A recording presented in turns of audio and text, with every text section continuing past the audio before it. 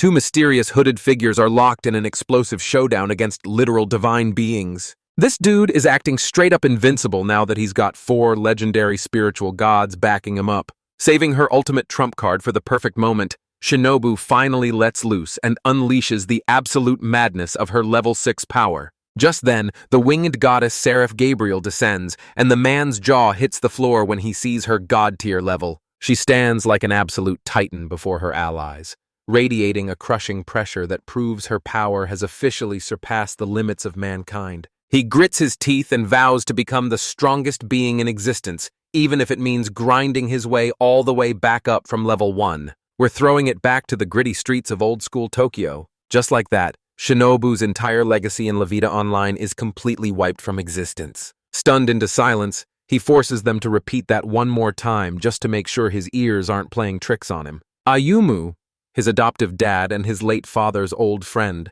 reveals he stepped in to raise the siblings because they had absolutely no one left after their parents passed away. Shinobu pours his heart out, admitting he's eternally grateful they took him in after his world was ripped away. Broke, homeless, and totally unloved, his little sister is the only thing keeping him from losing it all. Shinobu collapses to the floor, staring at his phone in pure horror as he realizes his entire account has been wiped clean. He roared at the sky, declaring that this was finally his ultimate revenge against the sun.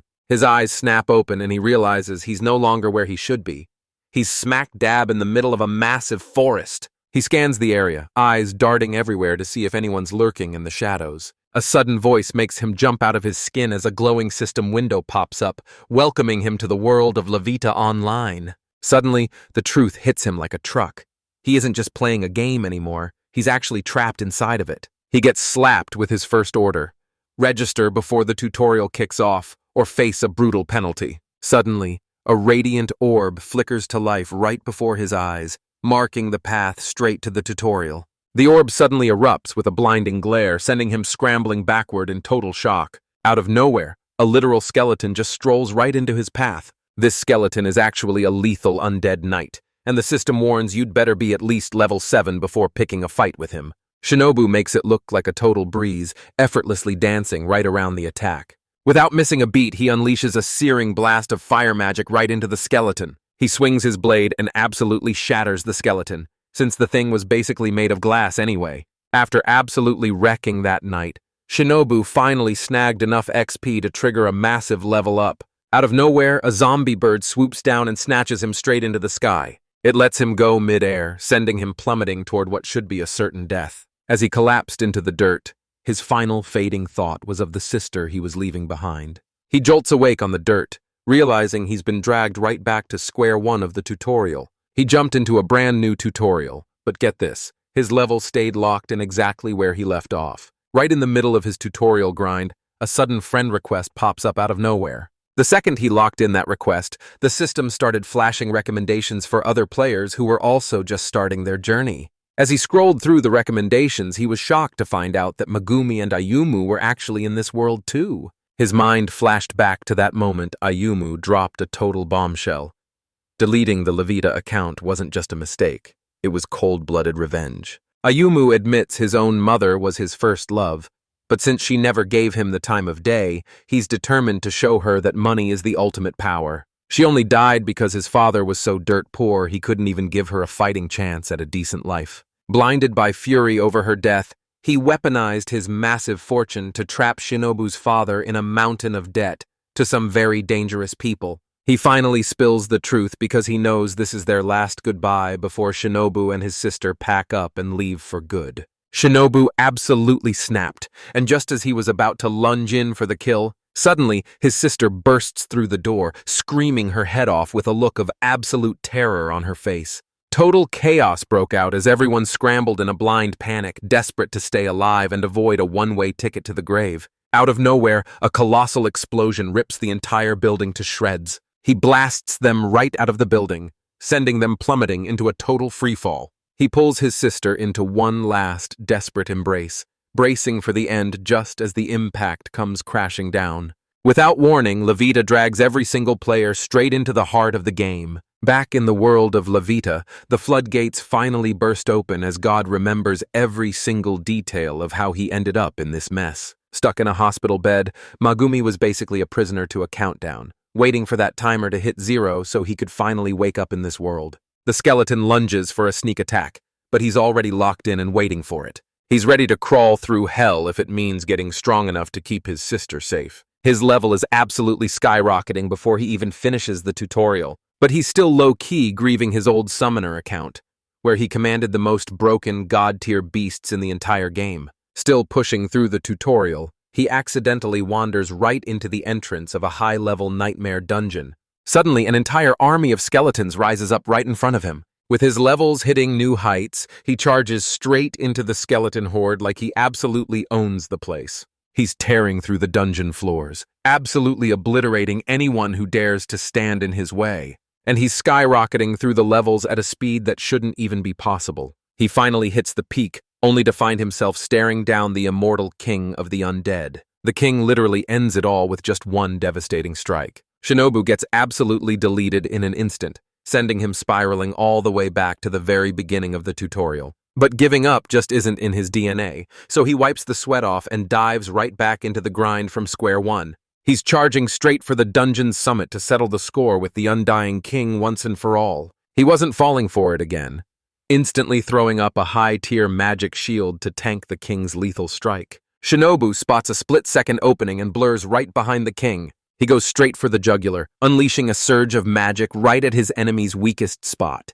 The immortal king launches a counter so lightning fast that there's absolutely no time to dodge. Shinobu is clinging to life by a thread, but he's already pouring every last drop of his soul into one final desperate strike. He bets everything on one final ultimate spell, unleashing his strongest magic to end this fight once and for all.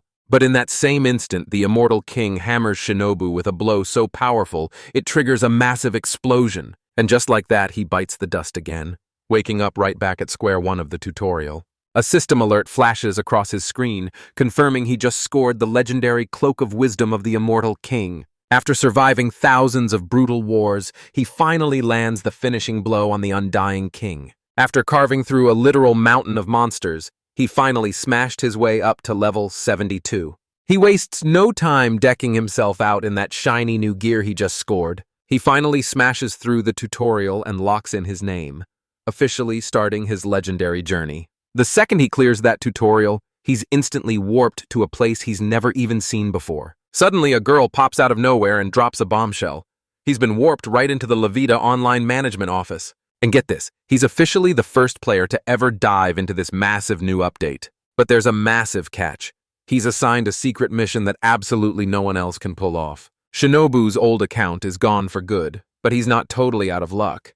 He can still salvage a few of his items. The administrator girl shakes her head, admitting she's officially hit her limit and can't do anything else to help.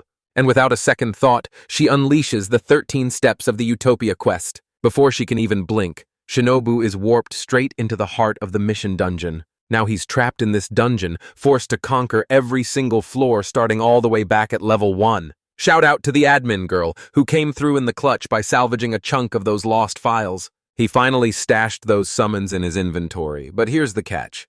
They're totally benched and can't jump into the fray just yet. As he treks through the dungeon, he suddenly spots a goblin just chilling right in his path. The goblin locks eyes with him and swings its blade, but Shinobu barely slips past the strike at the very last second. The training wheels are officially off, and from here on out, one single mistake means permanent game over. He snipes a fireball from way back, but that slippery goblin manages to dance right past it. Without a second to lose, Shinobu summons a web of magical chains that slam into the goblin and lock it down tight. But this isn't some weak tutorial scrub. This goblin is built different and snaps right out of the hold. Then he lunges straight for Shinobu with every ounce of power he's got. Without missing a beat, Shinobu snaps into action and unleashes his rank 3 magic. He's running on fumes after spamming all those spells, and being out of mana right now is a total disaster. He was packing a god-tier potion that could instantly top off his health, mana, and stamina in a single gulp. He chugs the potion and immediately unleashes hell with every single drop of magic in his body. He triggers a massive explosion, betting everything on this final shot to turn the tides and win. Shinobu is running on absolute fumes, but she digs deep and somehow manages to put that high-tier goblin in the dirt. A system alert flashes before his eyes, revealing the countdown he's been waiting for. Megumi is finally waking up in exactly 10 months and 23 days. He's pushing himself to the absolute limit, grinding for power so he can be her ultimate shield the second she finally opens her eyes. Flash forward, and we find two kids hunkered down in the woods, desperately hiding from the monsters hunting them down. But their luck ran out the second a massive ogre spotted them hiding behind that tree. Before Claire could even react, the massive ogre snatched her up, ready to turn her into his next meal. Eren stood frozen in pure terror, clutching his shattered blade as he screamed at the top of his lungs for anyone to save him. Right as she's about to become monster snacks, a mysterious savior blurs past and cleaves the beast's arm clean off. And boom! Shinobu drops in with the ultimate clutch save, shielding the girl just in the nick of time. Without missing a beat, he swore that nobody was dying to these monsters on his watch. He lunges straight at the beast and delivers a haymaker so devastating it sends shockwaves through the air. The blast absolutely vaporized the monster's body, leaving nothing but its legs standing there. Suddenly, a massive horde of monsters swarmed Shinobu, but he just grinned, realizing it was the perfect chance to finally give his magic a test run. He lets loose his ultimate 5th-level spell, instantly vaporizing everyone standing in his way. He wasn't taking any chances, so he popped his radar skill to sniff out any enemies lurking nearby. He stumbles upon a pack of ogres absolutely terrorizing a group of helpless, low-level humans. Shinobu kicked his flight magic into high gear and rocketed straight toward that massive horde of ogres. Back with the humans, they're desperately holding the line and fighting tooth and nail just to stay alive. She shouted for everyone to keep their cool, reminding them that Jacob was still their ultimate trump card. Jacob, the man in charge, didn't move a single muscle. He just stood there like a statue while his entire squad got absolutely wiped out. She stares at him in total shock, screaming to know why he's just standing there instead of jumping into the fight. He shot back that talent doesn't mean squat to a dead man, and there's no way a genius like him was going down in a place like this. He bolted for cover so fast that he literally vanished before she could even blink. As a massive wave of ogres swarmed toward her, the girl stood there paralyzed, her mind going completely blank with terror. As the light faded from her eyes, her final gut-wrenching thought was a desperate apology to Eren and Claire for being too weak to keep going. Right on cue, Shinobu flashes onto the scene and parries the monster's lethal blow. She was left completely shell-shocked, her mind spinning as she tried to figure out who this mysterious kid was and where the heck he even came from. Running into a whole squad of ogres was already a massive red flag that things were spiraling out of control. But what this kid was actually doing to those ogres, that's where things got seriously freaky. After watching their pack get decimated, the surviving ogres turned tail and bolted, desperate to escape Shinobu's wrath. With the ogres finally wiped out, Jacob heads back and demands to know who this guy actually is. Shinobu just shrugs and plays it cool, telling them he's nothing more than a wandering adventurer passing through. But they weren't out of the woods yet, because a few stray monsters were still lurking right on their heels. Then he unleashes a massive wave of dragon fire, wiping out every last one of them in a single blazing instant. Jacob's heart nearly stopped when he realized someone else was wielding the exact same magic he thought was his alone. He spent his entire life grinding to master that one spell, only for some total newbie to show up and pull off a version that puts his to absolute shame. After spamming spell after spell, the truth finally hit Shinobu like a ton of bricks. Now he's officially on everyone's radar, which is a total disaster since he was trying his best to stay hidden from the other players. He signaled for the survivors to huddle in close. He triggers his mind hack magic, wiping their brains clean until they have no idea who he even is. But Jacob was the only one who didn't forget, swearing that he'd carry that memory with him until the day he died. Showing zero mercy, he unleashed a literal inferno that scorched every last guild warrior where they stood. He spares the girl, but only because he's decided to keep her as his own twisted little pet. Fast forward a few days, and Shinobu finally rolls up to the Adventurers Guild house. He wasted no time asking for the lowdown on how to join their ranks. She snatched up a testing crystal and told him to place his hands on it to reveal his true power level. He knew this was a total disaster, because if she caught wind of his level 80 stats, she'd blab to the whole world and his secret would be blown wide open. Out of nowhere, Jacob suddenly materializes right by his side. Shinobu's jaw hit the floor when he realized that Jacob was actually the powerhouse leading the very guild he'd almost joined. He tried to slip away unnoticed, but Jacob barked at him to freeze right in his tracks. He put them on notice, warning that a secret meeting was going down in his room. The moment they were behind closed doors, Shinobu was dying to find out how Jacob still managed to remember him. Jacob flashes his Alexandrite stone, a legendary gem that acts as a total shield against any spell or curse. Her patience was already hanging by a thread, and Shinobu snapped at him to just spit out whatever he was after. Jacob fired back that he was desperate to stay off the radar, hence the total memory wipe.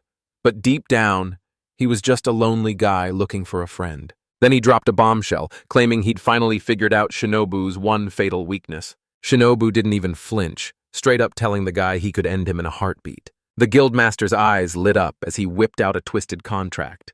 If Shinobu wins, his secret stays buried. But if he loses, he's signing his life away as a slave. Shinobu doesn't even hesitate. She snatches the pen and inks her name on that contract instantly. The second Shinobu finished signing, they were instantly warped right into the middle of a chaotic battlefield. He materializes in a completely new part of the map, standing right in front of a massive, crumbling temple. Maze Jacob is gripping a stone that grants him the absolute, overwhelming power of a literal god. Now that he's the one wielding this insane artifact, he's unleashing god-tier abilities that don't even require him to have the actual skill to use them. We're talking about god-tier skills that belong to the most legendary beings in all of mythology. Shinobu quickly weighs his moves and realizes he's only got one play left, summoning Gabriel right here, right now. This mage kicks things off by unleashing a massive level 4 summoning spell, dragging the salamander and the 4 celestial spirit gods onto the battlefield. But the madness doesn't stop there, because now we've got Undyne, a massive stone gnome, and those agile winged sylphs entering the mix. Shinobu watches the beasts in disbelief, wondering why these high-ranking monsters are being worshipped like literal gods. Jacob throws down the gauntlet, daring him to summon his own monsters for an all-out showdown. Shinobu shuts him down immediately, trying to see if Jacob actually believes those 4 spirits are supreme gods when she knows they're nothing but frauds. He's hit with the brutal realization that humans are fragile, and every major power is just a puppet for literal gods. He starts to suspect that another transmigrator might be gatekeeping the secret of experience points just to keep all the power for themselves. It finally clicks. He finally sees exactly why Levita has been rotting away for the last 100 years. These outsiders have completely reshaped the entire world into their own personal playground. Since they've been reincarnated into this game, they're basically playing on God mode with 0 rules to stop them. Shinobu's totally over this fight and ready to bounce, but since Jacob is flexing pay-to-win gear, he decides it's time to actually lock in. Jacob screams at the kid to tremble before his beasts, calling them literal gods and bragging that humanity has never witnessed a miracle this insane. Flanked by his unstoppable army of summons, he looks the heavens in the eye and declares he's officially surpassed the gods. He casually whips out a tier 5 summoning spell like it's absolutely nothing. Shinobu pulls out his ultimate trump card, summoning the legendary Divine Emperor of Flames, Bahamut. This colossal beast is unleashing absolute carnage, and the mage is straight up paralyzed with fear. Shinobu screams that he's far from finished, unleashing the absolute terror of the Sea Emperor of Leviathan. A flood of new summons bursts onto the scene, led by the legendary Ornis bear belonging to the Thunder Emperor Indra himself. And then there's the legendary Earth Mother herself, the goddess Gaia. Right before a pack of savage beasts swarms around Shinobu, Jacob lets out a panicked laugh, screaming that a level 5 summon is impossible for any human, only for Shinobu to absolutely shatter his reality by unleashing a level 6. He summons the divine messenger of the heavens, the legendary Seraph Gabriel. This divine angel descends from the heavens, landing right by her summoner's side. Jacob's jaw hits the floor in pure shock, and seeing him totally speechless, Shinobu starts ruthlessly mocking him. He stopped him dead in his tracks, demanding he repeat that twisted logic about what humans really are. But here's the catch. He's completely locked out of summoning those elite level 5 powerhouses. Now the kid is absolutely overflowing with power and ready to throw down. Jacob's jaw hits the floor because there's no way a level 6 summon just actually happened. Shinobu looks Gabriel in the eye and tells him he clearly missed his absolute strongest summon. Visaraf bows low, replying that it's a true honor to stand by his master's side once again. Right then and there, the mage realizes he's completely cooked. He realizes right then and there that his four gods are way out of their league in this fight. He snaps, screaming at the top of his lungs that he refuses to accept this, because a genius like him just doesn't lose. Those monsters finally throw down in an all-out, earth-shattering brawl. Shinobu's monsters are evolving into absolute powerhouses with some seriously terrifying strength. They hit a massive power spike, seize control of the fight, and absolutely demolish their enemies. Jacob lets out a gut-wrenching scream as he watches all four of his spirits get absolutely obliterated. He's not throwing in the towel just yet, swearing he can bring his monsters back into the fray. So Shinobu screams for Gabriel, and she answers her master's call in a heartbeat. The coaster rockets through the sky, making a breakneck dash straight for Seraphat. He lunged forward, swiping those items right out of his hands. The mage slams into the dirt in total shock, staring helplessly as his gear gets absolutely pulverized. Beaten and broken, he looks up at Shinobu and asks if this insane strength is truly the power of a transmigrator and a god. The kid snaps, telling him not to dare mistake him for those gods who've been on a whole different level since the dawn of Levita.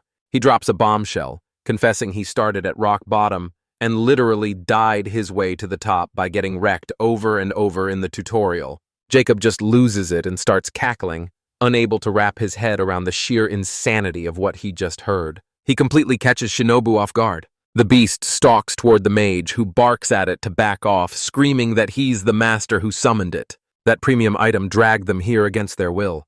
But now that it's shattered, Jacob's lost his leash on them for good. Those four massive beasts come barreling straight for Jacob and the rest of his team. The ground shatters instantly, sending the mage into a terrifying freefall off the jagged cliff. He's been yanked straight out of the heat of battle. A few days flash by in a total blur, and suddenly he scans the front page only to find the unthinkable. The guildmaster has vanished, and the entire city is spiraling into absolute madness. To cover their tracks, they spun a wild lie that Jacob's brain finally snapped from the stress, claiming he slaughtered the guards in a manic frenzy before vanishing into thin air. Shinobu was the real puppet master behind it all, using her magic to rewrite the minds of everyone in the city. He's definitely not feeling okay about this, admitting the whole thing leaves a seriously bitter taste in his mouth.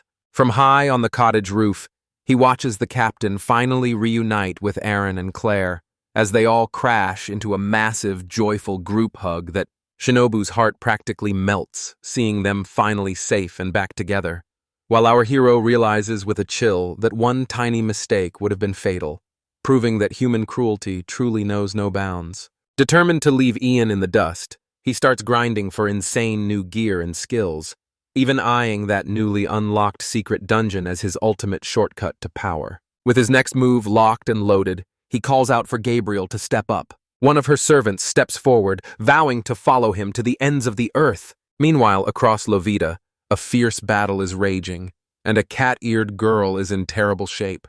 She's so badly wounded she can't even mutter a word as she struggles just to stay upright. This mysterious guy in the hat looks her dead in the eye and asks if she absolutely hates his guts. With total resolve, she looked him dead in the eye and swore she was going to end him once and for all. He goads her, declaring that she needs to let her hatred burn if she ever wants to be strong enough to take his life. He drops a bombshell. Hitting level 99 isn't enough. She needs to shatter the ceiling and go way beyond the max level. His hands are literally dripping with transmigrator blood. And in that moment, he swears a chilling oath to hunt down and exterminate every last one of those invaders. He admits that every death makes his skin crawl, especially with the Seraph's power lurking just beneath the surface. Gabriel tries to talk him down, insisting that the mage was a hostile threat who earned every bit of his fate. It's literally hardwired into Gabriel's soul to worship her master as a divine god. Pledging total obedience, he transforms into a ruthless war machine dedicated to shielding him at all costs. Shinobu calls her out, reminding her that she can't just go around executing people whenever she feels like it. She snaps back that Emi is a pagan who needs to be taken out per their master's orders, but Shinobu isn't about to let that slide. He lays down a strict new rule. If she ever plans on pulling a stunt like that again, she better get his permission first, and she just nods, accepting that following his lead is her entire reason for being. Shinobu thinks his jokes are getting way out of hand, especially when she deadpans that she'd literally end her life if he ever gave the order. Gabriel doesn't even blink, he just gives them a straight-up yes. She accepts the deal without a second thought, vowing that even if her heart is crushed to dust, her body is way too tough to let her die anytime soon. In a total panic, Shinobu screams for her to use recovery magic, and Gabriel obeys his command instantly. As they kick back by the campfire, our hero is stunned by Gabriel's absolute loyalty, but she makes it crystal clear that she's his ride or die, whether they're charging into battle or just handling the housework. Gabriel then throws him a massive curveball, mentioning she's also down for nighttime duties if needed, leaving him absolutely baffled. She drops her top and the system goes into total panic mode, slapping a massive warning screen over her to censor the view.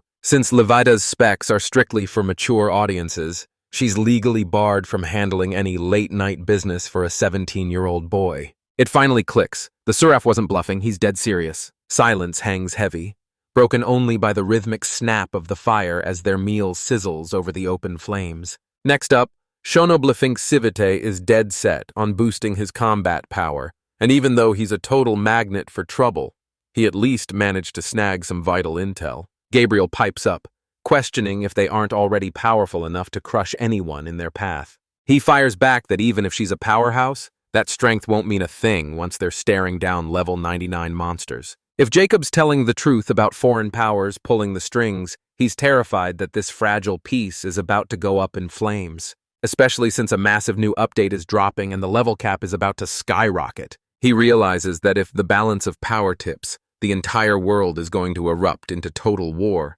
so Shinobu knows he has to power up fast to survive, especially since his sister is set to arrive in just 10 months. Gabriel's dying to know, so he straight up asks what he actually plans to do with all that insane power. 4.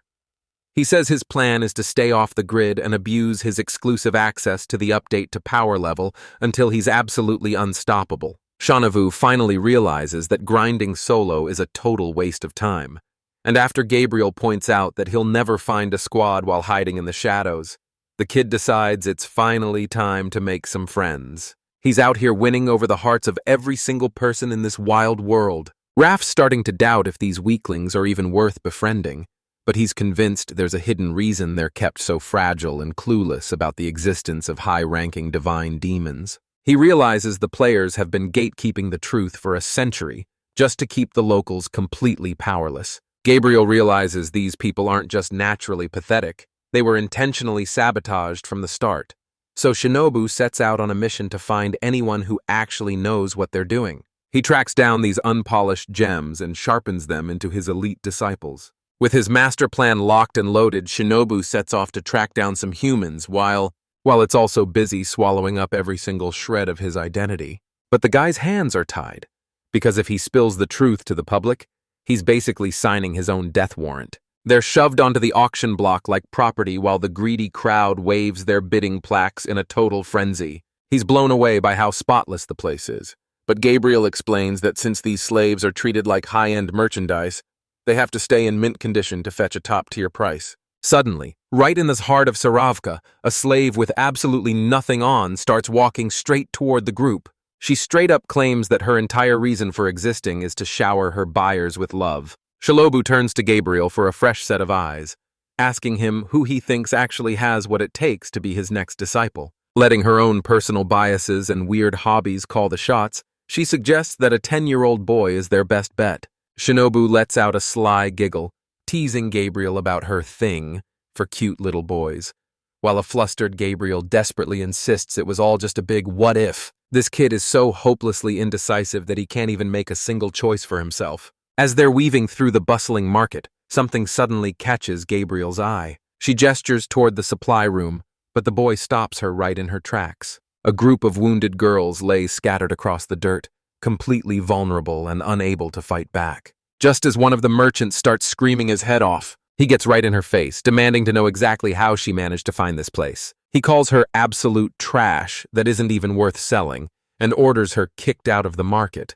But then the girl starts muttering in a language no one has ever heard before. He winds up a massive punch, snarling that she's officially done harassing his customers. Like a flash of lightning, Shinobu snatches the guy's wrist before he can even blink. Completely blindsided, he snaps and demands to know what the heck the kid is actually doing. Shinobu just flashes a smirk and claims he's a lost customer, and the merchant's vibe flips instantly as he gets desperate to find out what kind of business he's dealing with. Shinobu tries to buy the girl, but the guy shuts her down, claiming she's a flight risk. And when Shinobu asks again, he gets nasty, barking that the girl is absolutely worthless. Shinobu pulls up her status screen and gets hit with a total nightmare.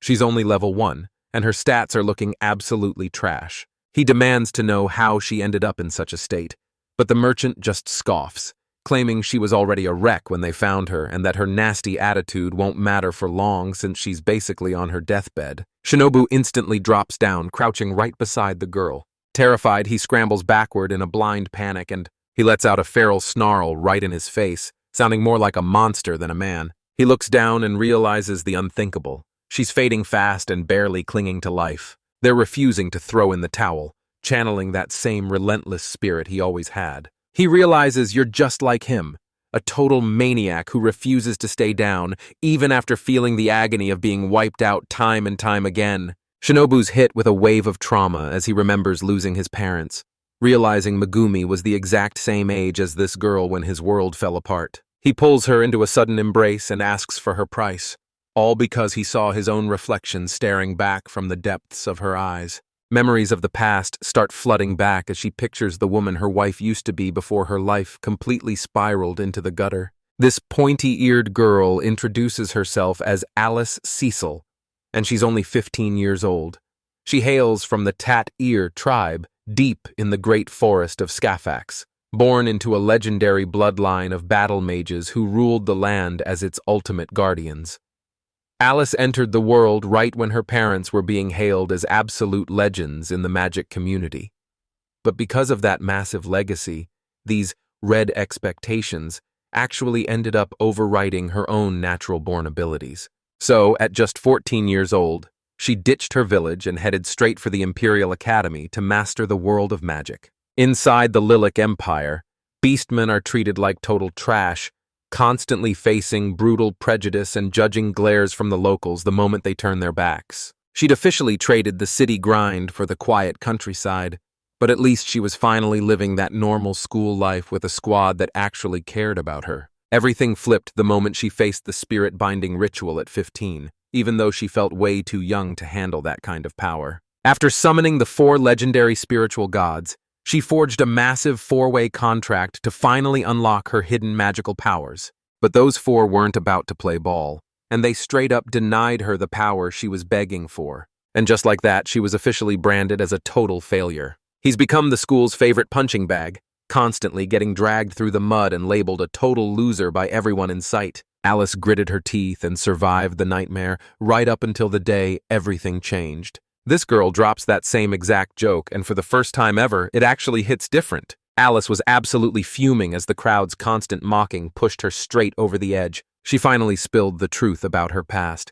And man, talk about awkward timing. Everyone had already dropped serious cash on tuition and thrown those massive goodbye parties. And just like that, the torment spiraled into a total living nightmare. Just as the holiday break was starting, Alice gets hauled into the headmaster's office, where she's handed special leave and a soul-crushing suggestion. Head home and quit the academy for good.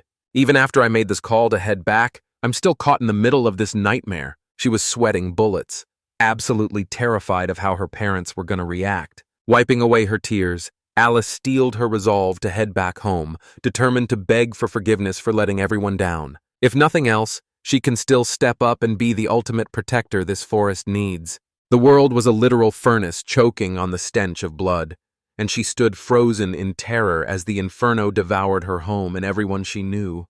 He's smoothing out every single flaw just to make sure he looks absolutely flawless. Alice charges straight toward them at full speed. She collapses right into the wreckage, and as she hits the dirt, a vision of that last happy goodbye flashes before her eyes. Suddenly, a man materialized right behind her, leveling his hand straight at her back. Suddenly, a massive orb of dark matter erupted into existence. The devastating level 5 spell, Pandora.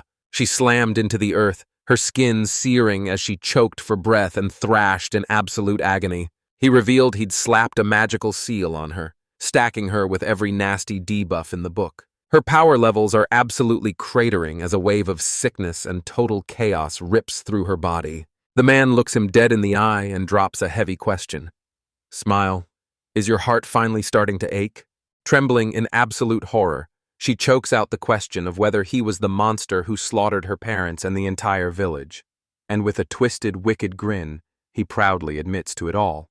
There's no way he'll ever admit that she actually loathed his guts, and he kept boasting that he could have leveled the entire village in a heartbeat just because he's that overpowered, before snatching Alice by the arm and mocking her for being weak. He knew she was totally clueless, so he decided to make her absolutely despise him, betting that her pure rage would be the fuel she needed to finally get strong. He finally dropped the hammer, declaring he'd auction her off at the slave market where the hatred he'd fueled would force her to become a worker of love. He taunted her once more, telling her to let that hatred fester until she's strong enough to break her chains and hunt him down, assuming she can even survive that long. Left broken and bleeding in the dirt, Alice Bowden glares up, vowing she'll never forgive him for the absolute hell he's put her through. She begs for his name after everything he's pulled, but he just tells her it depends on whether she survives, coldly adding that he only gives parting gifts to those bound for the underworld, and threw his own name away ages ago. But the world knew him as the Godslayer, and he was more than happy to embrace that reputation. Because that was the name of the legend destined to hunt down and erase every last transmigrator from existence. Alice threatens to end him right then and there, but he just grins, telling her he's dying to see what she can really do once she finally reaches the big leagues. She screams at the top of her lungs, swearing she'll get her revenge and end him once and for all. Flash back to the present, where we find Alice battered and bloodied, rotting away in a grimy slave market. She snaps her eyes open, only to find Shinobu and the merchant staring right back at her. Shinobu frantically asks how long the healing will take, and Gabriel promises it'll only be 3 seconds as Alice's eyes finally drift shut. Gabrielle wastes no time, unleashing her healing magic to mend those injuries in a flash. Fourth Surah finally unlocks a divine blessing that completely flips the script. Alice snaps awake, her jaw dropping as she realizes her body is completely healed. She catches one look at Gabrielle's divine form and immediately asks if she's finally kicked the bucket. Shinobu snaps back that she's still breathing and he promises to lead her to safety while giving her the freedom to walk away. But then he extends his hand, revealing he's been hunting for a disciple and asking if she's ready to finally get strong. Wait just a bit longer, and she's finally tagging along with him. She's trembling with fear, but the memory of that girl's laughter gives her the strength to push forward. He grabs the hand and hauls himself back to his feet. Shinobu heads outside to wait, putting his faith in Gabriel to keep that girl safe. He finally backs off, leaving the two of them all alone. Alice is spiraling as she replays the Godslayer's chilling words, dreading exactly what kind of nightmare she'll face once she's sold. She completely loses it the second Gabriel tries to undress her. The Seraph tries to calm her nerves by reminding her she's rocking a fresh new outfit. The girls finally hit the bath to clean up, and a Seraph actually steps in to help Alice scrub away all that grime. She suddenly realizes that the deadly petrification poison has completely vanished from her body. She's covered in fresh, jagged wounds and even those haunting scars from her childhood. Alice tries to thank her for the save, but Gabriel brushes it off and tells her the real credit belongs to Shinobu. Since he's the guy who went looking for answers and asked the big how in the first place, he was desperate to know exactly how long it would take to bring her back from the brink. Her. But even after all that, the girl still finds the heart to thank her for stepping in. The Seraph drops a total bombshell, revealing she's just following the young mage's every command.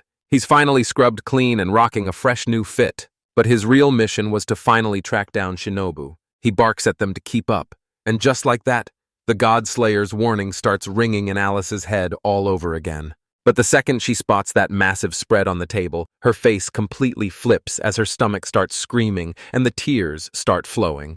And honestly, Shinobu is low-key losing her mind with worry for her. She looks him in the eye and asks the big question.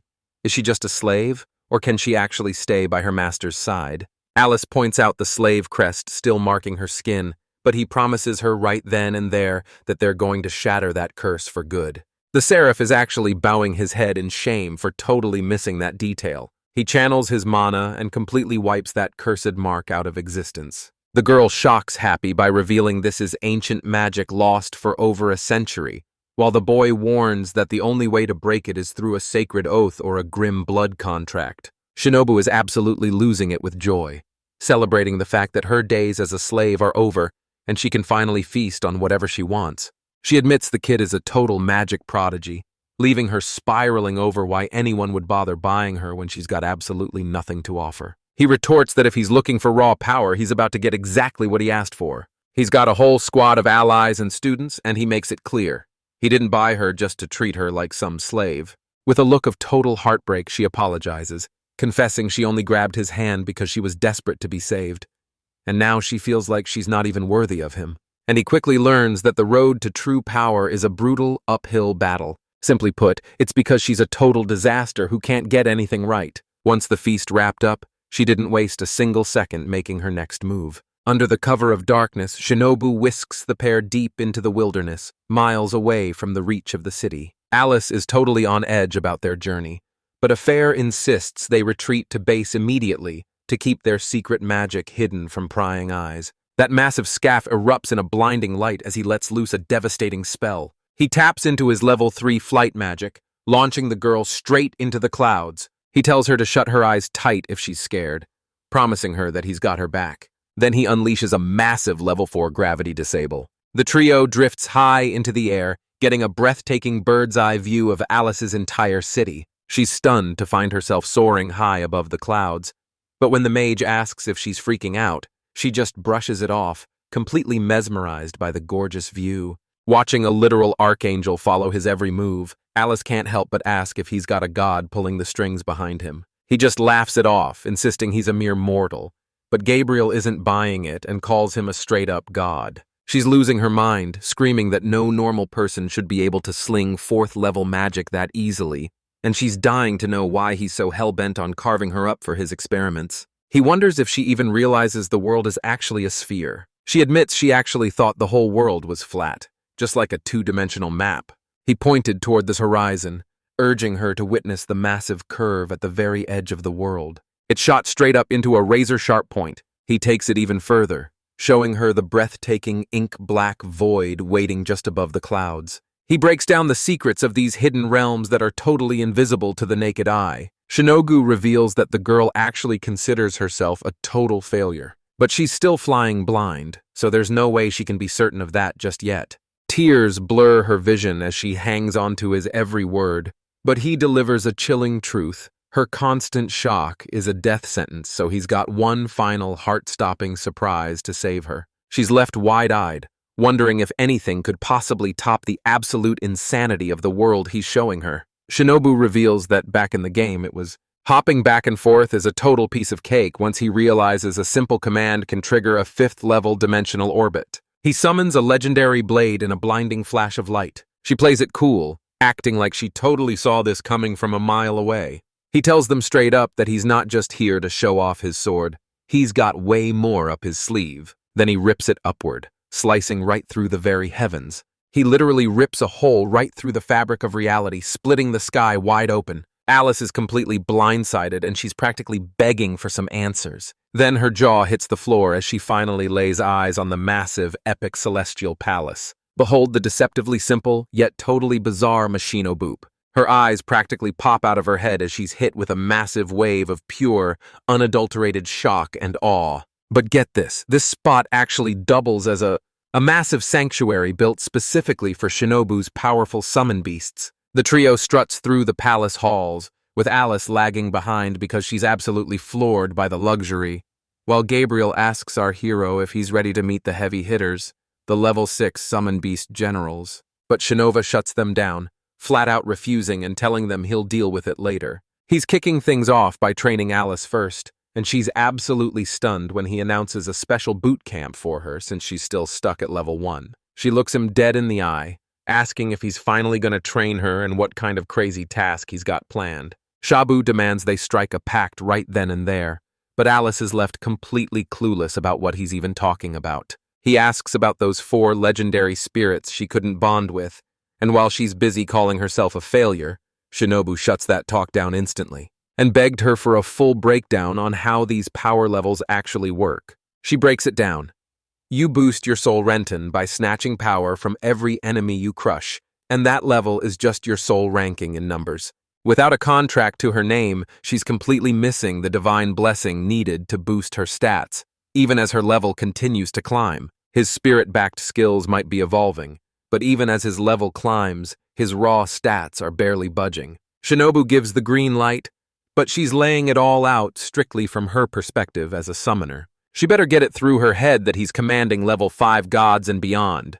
He's about to summon some backup, telling her she made the right call dodging that contract because he finds those 4 great spirits absolutely revolting. The girl's jaw drops in total shock, but Shinobu tells her to take every bit of common sense she learned at the academy and toss it straight out the window. The second that summoning platform erupted with a blinding flash, they looked exactly like a vision of literal gods descended from the heavens. Suddenly, a pack of monstrous beasts bursts onto the scene. She's staring in total awe at these level 5 divine powerhouses who, he asks if she's really the one who wants to step up and forge a contract with them. She warns them that this blessing is so insanely powerful that if her body isn't strong enough, she'll literally shatter into pieces the moment she receives it. The beast looms over her, demanding to know if she's actually brave enough to seal the deal. Alice knows she's nowhere near strong enough to handle the 4 great spirits, and if she even tries to force a contract, she's basically signing her own death warrant. But she's got no other choice, so she steels her resolve and charges straight ahead. She stares them down and drops her wish with total confidence, making sure every single person feels the weight of her words. These massive beasts are none other than the legendary flame dragons. Behold the absolute heavyweights of this world. The dragon god, Bahamut, Thunder Emperor Indra, Sea Emperor Leviathan, and the Mother Earth goddess Gaia. One of the beasts lays down a challenge. If she's got the raw talent to handle their blessing, they'll forge a pact with her on the spot. Alice braces herself, ready to feel the overwhelming surge of divine power wash over her. She can feel a massive, overwhelming power suddenly stirring deep within her. It looks like her body is literally 1 second away from snapping in half. Gabriel asks Shinobu if the girl is going to be all right, wondering if she's stressed out. But Shinobu flips the script and tells him she's actually terrified of what he's doing. She immediately grilled him, demanding to know his logic behind picking these high-tier powerhouses for the contract. Shinobu beats herself up, admitting she's just too incompetent to forge the same pact as everyone else. He explains how the transmigrators have totally drained the locals' power, leaving them so weak they can only form contracts with the 4 great spirits. But hey, there's an exception to every rule, and any genius clever enough to dodge the trap is just going to look like a total amateur to everyone else. That's exactly why you can forget about landing a divine protection contract if your opponent, human or spirit, is way out of your league. Alice finds herself suddenly dropped into a world that looks just like... She's slumped at the base of the seat, completely pinned down by some mysterious restraints. Thinking she's been wiped out, her family's faces flood her mind as her life flashes before her eyes. She drags herself back to her feet, screaming that she refuses to die because she's got one mission left, taking this guy out for good. She tears her arms free from the restraints and finally breaks loose. She reached out to the heavens, pleading with the gods to fuel her with their divine strength. Meanwhile, Shinobu drops a total bombshell, revealing she's got a secret plan to... His talent is so insane, it's basically god tier. And just like that, Alice finds herself standing right back on the summoning platform. Shalabu shouts it out for everyone to hear. The pack is finally complete. She bolts to her feet and guns it straight for the hub. And just like that, she drops the bombshell that she's the one who actually pulled it off. Running a hand through his messy hair, the kid finally spoke up. He just smirks, saying he expected nothing less from his star student, right as Alice's status screen flashes to show she's officially snagged that insane level 5 beast pack bonus. Collapsing to the dirt, she's finally feeling a wave of relief and dreaming of a hot bath. But her mentor shuts that down instantly, declaring that the real hell has only just begun, leaving her standing there with her jaw on the floor. He announces that the games are officially over, and it's time for them to start their massive level-up grind. Alice is calling them out, demanding to know if this move is actually vital or just a total insult to the code. He looks her dead in the eye and tells her the wait is over. It's finally time for her to level up. She tries to blame her sweat on the steep trail, but Shinobu just brushes it off like the whole climb is a total joke. Shuni's magical staff wipes her emotions clean, while Shinobu pushes her to stay sharp through the exhaustion, so she doesn't slip up and end up in a world of hurt. The mage asks if she's got any real experience, but since Alice only knows basic low-tier spells, the mage decides to take the wheel and control the power herself. The staff erupts in a blinding light as he tells her he's about to surge massive power into both her and the weapon, warning her not to move a muscle so she can channel the magic. Shinobu tells her to look up because that right there is her target. Her eyes nearly pop out of her head when she realizes she's staring down a high-level calamity monster. He explains that a sudden shock will force her magic to erupt and slay the dragon. Since only a mage has the firepower to bring down a beast like that, Alice is stunned she's flying solo, but Shinobu steps up and tells her she needs to put all her faith in him. He channels every ounce of that power with absolute unshakable confidence. He unleashes a massive 5th-tier fire spell, turning the battlefield into a literal inferno. She gets launched like a human missile straight at the beast during the fire tide. Fast forward to the future, where the entire sky is suddenly erupting in a massive world-shaking explosion. Everything shatters into a million tiny shards, leaving Alice completely floored by the absolute insanity of it all. Shinobu pulls up the status screen, but she's totally clueless about what he's trying to show her, insisting she was just holding onto the staff. He finally realizes she can't even see the screen, so he tells her to pull up her own status window instead. Suddenly, it clicks.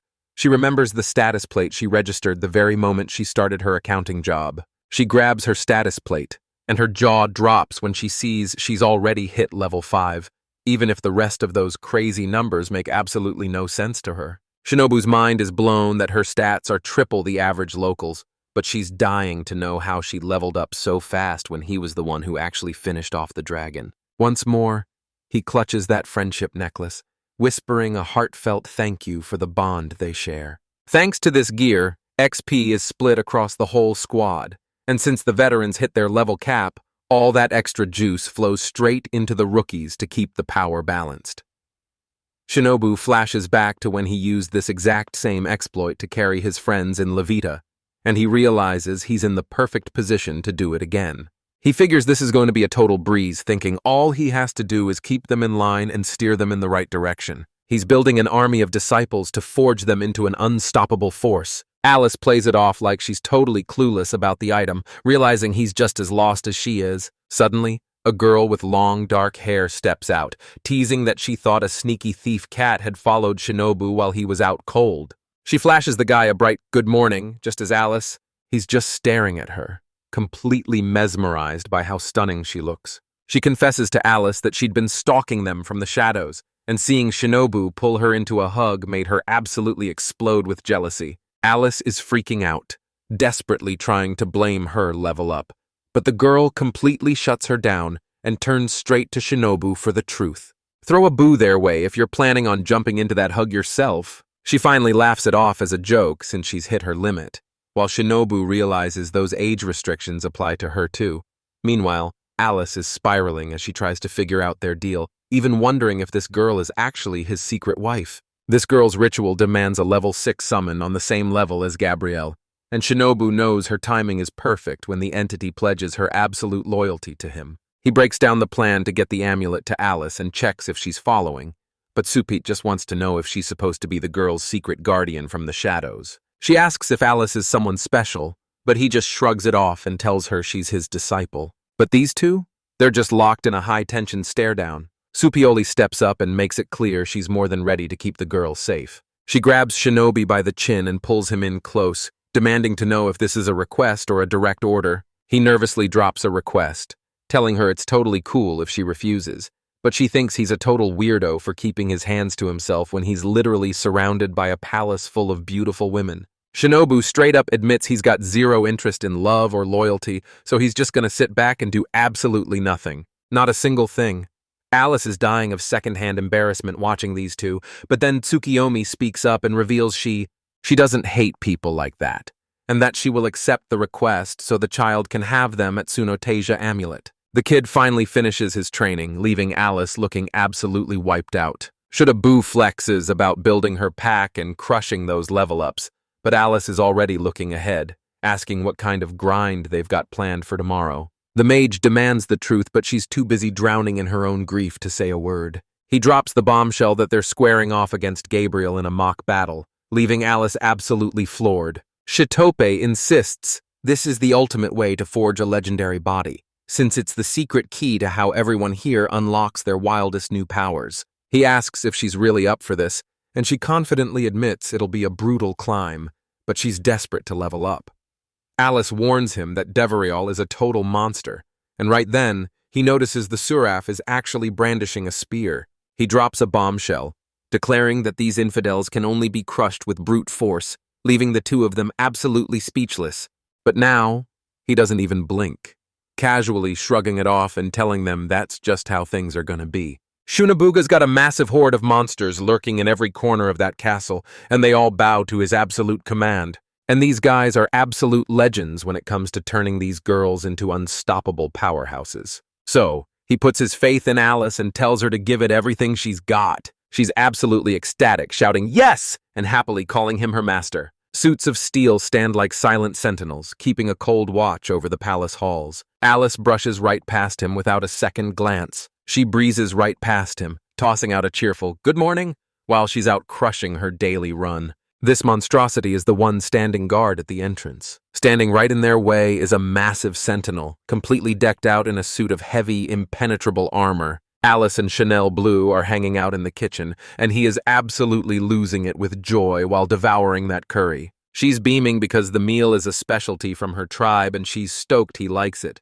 while he points out she's got to be wiped after that intense morning run. Alice shuts that down instantly, and as her summoned beasts crowd around the table, she asks why they aren't digging in. Gabriel breaks the news that they're fueled entirely by Shinobu's magic, so eating is pointless, but the mage asks if they can still chow down anyway. She explains that while they still feel those hunger pangs, it's not actually a problem, since eating is totally optional for them now. Alice grills her about the mysterious swordsman at the gate, and Shinobu breaks it down, calling him a total beast. He's the gatekeeper with the ultimate all-seeing eye, and after sizing up this divine girl, he figures even a goddess has got to get hungry eventually. Lost in thought, our guy makes it crystal clear.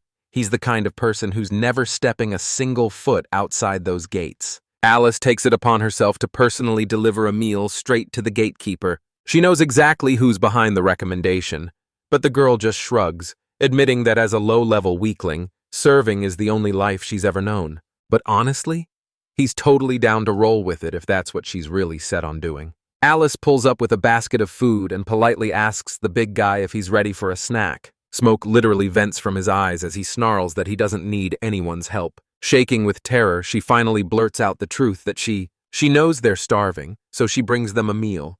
But he shuts her down cold, warning her that if she says another word, he'll end her right then and there. Alice apologizes for overstepping and making things awkward, but just as she turns to leave, the knight stops her right in her tracks.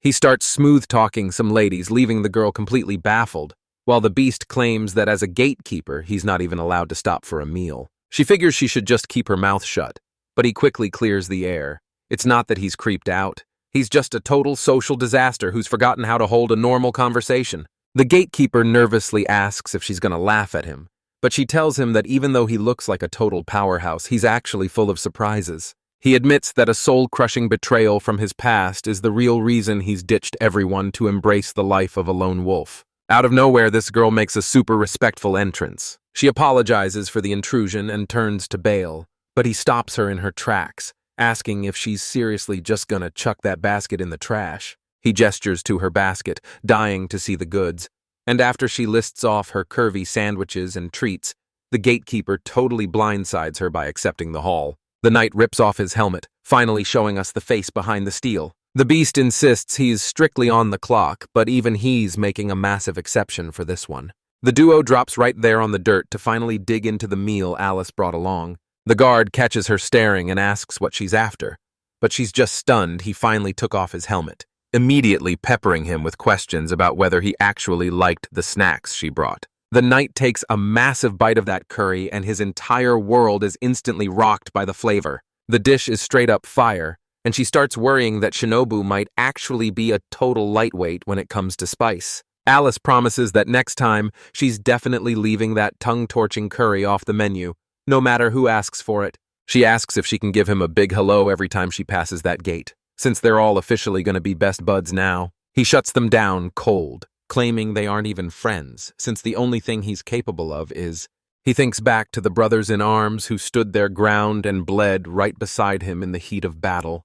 That's why he's pushing her to train like a beast, so one day she'll finally be strong enough to stand right beside him on the front lines. The beast tells her to keep the chatter coming, admitting he's got a massive sweet tooth and will devour any treats she brings his way. He steps back into position and snaps his helmet shut, locking back into the zone. Alice is instantly sketched out by the gatekeeper's bizarre and unsettling way of speaking. Back at the palace, Shinobu keeps a close eye on Alice as she returns, and when Gabriel asks if he wants to have a word, he brushes it off, claiming she's finally finding her footing in the castle. She thinks the girl's training is going great, but he shuts her down with a reality check. She's hit a massive wall, because in this world you don't just unlock god-tier magic by grinding levels. Gabriel makes it clear. If you want to master this, your spot account better be high enough to handle that massive surge of magic. Our hero starts breaking down the secret of the scroll, revealing it's actually a legendary artifact packed with a massive magic formula. He explains she's stuck with basic level 1 magic, but since they're all clueless about this secret item, they have no idea what's coming.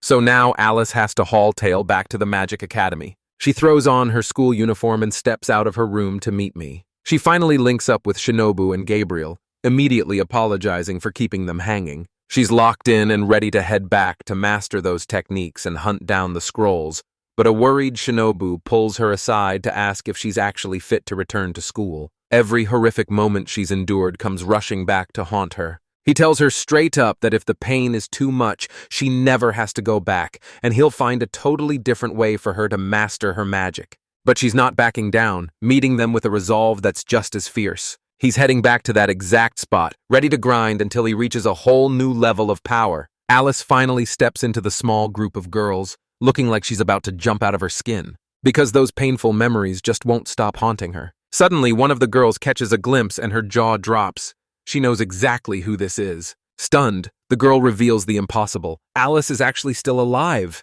Beatrice finally spills the beans and reveals the truth about her secret. She'd caught wind of some pretty dark rumors that Alice had been through a total nightmare over the summer break. Seeing Jaguvinbi's genuine concern for her, Beatrice finally breaks down and starts to cry. Then she catches everyone off guard by bragging that it takes serious skill and insane luck to be a professional piece of trash, just as Beatrice reveals that the girl's entire hometown was actually wiped off the map. She drops a massive bombshell about a rumor that an Alice lookalike was auctioned off as a slave, and hearing those cruel words completely shatters Alice's heart. She ruthlessly weaponized Alice's past, claiming she'd been defiled by a monster and only fled to the academy to escape her own shame. Beatrice absolutely loses it, cackling at the girl's humiliation like it's the funniest thing she's ever heard. Alice gives her the total cold shoulder, but Beatrice isn't backing down, asking if she's really going to try for reinstatement and if she honestly thinks that's a good idea.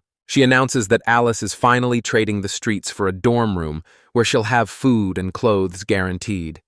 But then Beatrice suddenly brandishes her staff and lets a level 1 fireball rip. She gets right in Alice's face, mocking her about the upcoming leveling test and warning her that if she fails, she's history. She's officially barred from next year's classes, and that means she's getting kicked out of the academy for good. Alice is eating dirt while Beatrice stands over her, cackling with pure malice. Alice drops a total bombshell, confirming she really was sold off and has been fighting tooth and nail to keep her innocence from a pack of predators. He's dying for her to spill every juicy detail, even asking if that wild rumor about it happening on the day of the pig is actually legit. Alice catches her completely off guard, revealing she's actually still pure because she clawed and kicked every buyer who dared to touch her until nobody wanted her. So they decided to crank up the humiliation even more by... Beatrice goes for the throat, mocking Alice as a total failure who isn't even worthy of being a slave for love. Alice shuts Beatrice up for good, bragging that her benefactor didn't just shower her with praise, he's actually obsessed with her personality. She unleashes a massive wave of power, leaving Beatrice looking absolutely shell-shocked. Desperate to flip the script, Beatrice goes for the jugular, calling Alice a total failure and mocking her for never even making a pact. Alice finally reveals her staff, and for the first time ever, we actually see Beatrice looking completely rattled. Alice mirrors Beatrice's level 1 trick, conjuring a blazing fireball and hurling it straight at her. The blast erupts with a roar, slamming Beatrice straight into the dirt. Alice finally finds her backbone, calls the girl a disgusting brat, and tells her to shut her mouth. The proctor breaks down the rules. Everyone has to lock onto a wooden dummy 10 meters away and let their fire magic fly. Asheris is dead certain Alice is going to fail, convinced she'll choke just like she did when she faced the 4 great spirits before. She's dead sure that Fireball was nothing but a cheap trick to impress the professor. And she's just waiting for Alice to screw up and become the laughingstock of the entire class. He unleashes a pair of fireballs that absolutely shred the wooden dummy into splinters. The girl's jaws hit the floor when she launches 2 fireballs, but she just smirks, bragging she can hit 7 while throwing some serious shade at Alice. He screams that she cheated her way to victory, and honestly, the entire room is left in total shock. Alice screams out that Beatrice stole every friend she ever had, leaving her completely isolated and alone at school. Beatrice admits that just one word turned her into a total outcast, and while she's terrified Alice is digging up the past for revenge, Alice cold shoulders her, saying she honestly couldn't care less anymore. Thinking back to her chat with the gatekeeper, Alice finally speaks out about what a true companion really is. True comrades are the ones who refuse to flinch and stand right by your side when the chaos of battle hits. The other girls were convinced she'd finally snapped, whispering that she'd completely lost her mind the moment she was forced into slavery. Alice fires back that she and Beatrice are fighting on completely different levels. Then she swings her staff to blast a training dummy with a massive fireball. Alice unleashes a fresh wave of fireballs that obliterate every last target, leaving Beatrice absolutely red-faced. To kick things off, she lets loose a massive, blazing fireball. He totally wowed her, leaving the rest of the girls in absolute awe. Alice catches Beatrice totally off guard by asking for a fairy tale, leaving her completely bewildered. She explains that since legendary mages can spam level 5 spells while she's stuck doing it with level 1, her power is basically a joke, leaving Beatrice totally baffled, but Alice shuts her down, snapping that she wouldn't understand even if she tried. Suddenly, Shinobu's warnings about fate come rushing back to Alice in a massive flash. She paved her own path to power, and the ultimate proof of her insane talent was the massive beast she'd managed to form a pact with. But Beatrice is left slumped on the ground, her face frozen in absolute shock. Alice stands her ground and shouts it for the world to hear. She's done being the weakling! Alice struts right past those pastors without even breaking her stride. She finally turns in her paperwork to get her license officially reinstated. Deep inside a massive mansion, a group of kids is living their absolute best lives. 4 young boys are huddled around an old man, hanging on his every word. The old man singles out one of the boys and orders him to report to his room later, cackling as he pictures exactly how entertaining his night is about to get. Beatrice bursts into the room, sobbing uncontrollably as she desperately screams out for her father. She collapses right at his feet, venting her heart out about Alice as she explains the whole mess in a total rage. But the commoners finally reached their breaking point and launched a full-blown revolt against the Heisen family. This guy cold-bloodedly declares that total extermination is the only way out, so the father and daughter start mapping out a massive operation to wipe them all off the map. Out of nowhere, a mysterious guy with sharp, pointed ears steps into the light. He makes his grand entrance, emerging from a literal whirlwind of screeching bats. The two jump out of their skin as Beatrice demands to know who he is, but the man just smirks and reveals he's Vlad, the legendary vampire progenitor created by a transmigrator a whole century ago. Beatrice's father confronts him, demanding to know what he's doing there and why he chose this exact moment to finally wake up. Vlad explains the deal he struck with the family, revealing that while hiding in their shadows, he picked up on a massive power level, and the vampire confirms that this monster is right next to Beatrice. She looks up, totally stunned, and asks if this could actually be Alice. As the boys creep through the corridors eavesdropping, they hear the man tell Vlad that a job this mind-numbing is way below his pay grade. But the vampire demands the kid keep his eyes glued to that cracked door. Vlad's totally over Dior, complaining that he's been stuck doing Tia's dirty work so often he feels like nothing more than a glorified trash collector. This vampire blurs across the room and pounces on the kid because, splattered in the crimson spray of his lifeless victim, he orders Beatrice to put her genius to work and make his grand bow a reality. Scared out of her mind, the poor girl has no choice but to just nod and agree. Meanwhile, across the world, the Godslayer is already on a total warpath. Perched high above the chaos, Slayer sneers that the ancestral vampire is a total phony, questioning if a pathetic stunt like that would even leave a scratch on them. But then he freezes, sensing a mysterious new aura lurking right beside Alice. This massive beast is looming right over the kid, and the size difference is just insane. The beast lets out a low growl, declaring that the moment they've been dying for has finally arrived. Looking down from the sky, they spot a dragon so massive it looks like a living mountain. The boy realizes that the Godslayer's attempt to pass on his legacy has birthed something far more terrifying than they ever expected.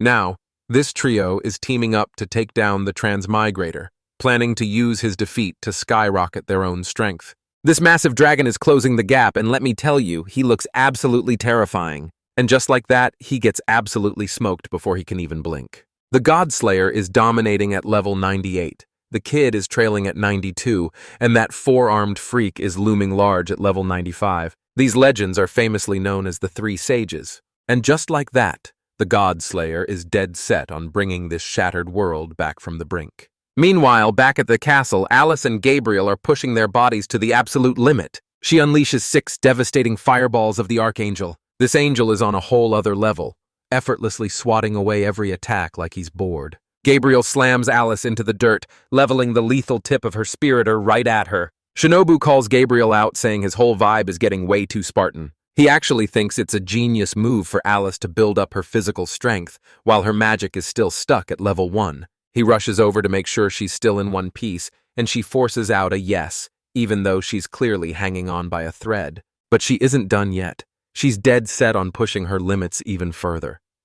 The guy asks about that mysterious scroll, and Alice finally starts spilling the truth. He drops the bombshell that they've actually hit level 2, a legendary feat that hasn't been pulled off in ages. He starts grilling her about level 3, but she drops a bombshell. She's already reached it. Details on this are a complete mystery, but we know it takes 2 people to pull off, and it's a total nightmare to learn because it strictly requires a transmigrator. It all comes down to prayer, meaning the more pathetic the person, the crazier their leap into transcendence actually is. If you're getting sent to another world, this is the one skill you're absolutely forced to master. She flashes back to her encounter with the Godslayer, hearing his voice echo in her head as he challenged her to finally get strong. Shinobu's heart sinks as she realizes this conversation is dragging up some seriously painful memories she tried to bury. She claims she's totally fine, but no matter how much Matt wants her to move on, she just can't get it out of her head. Our guy is finally starting to piece together the truth about who the Godslayer really is. Alice waves the 2 of them off and ducks away to swap into a fresh outfit.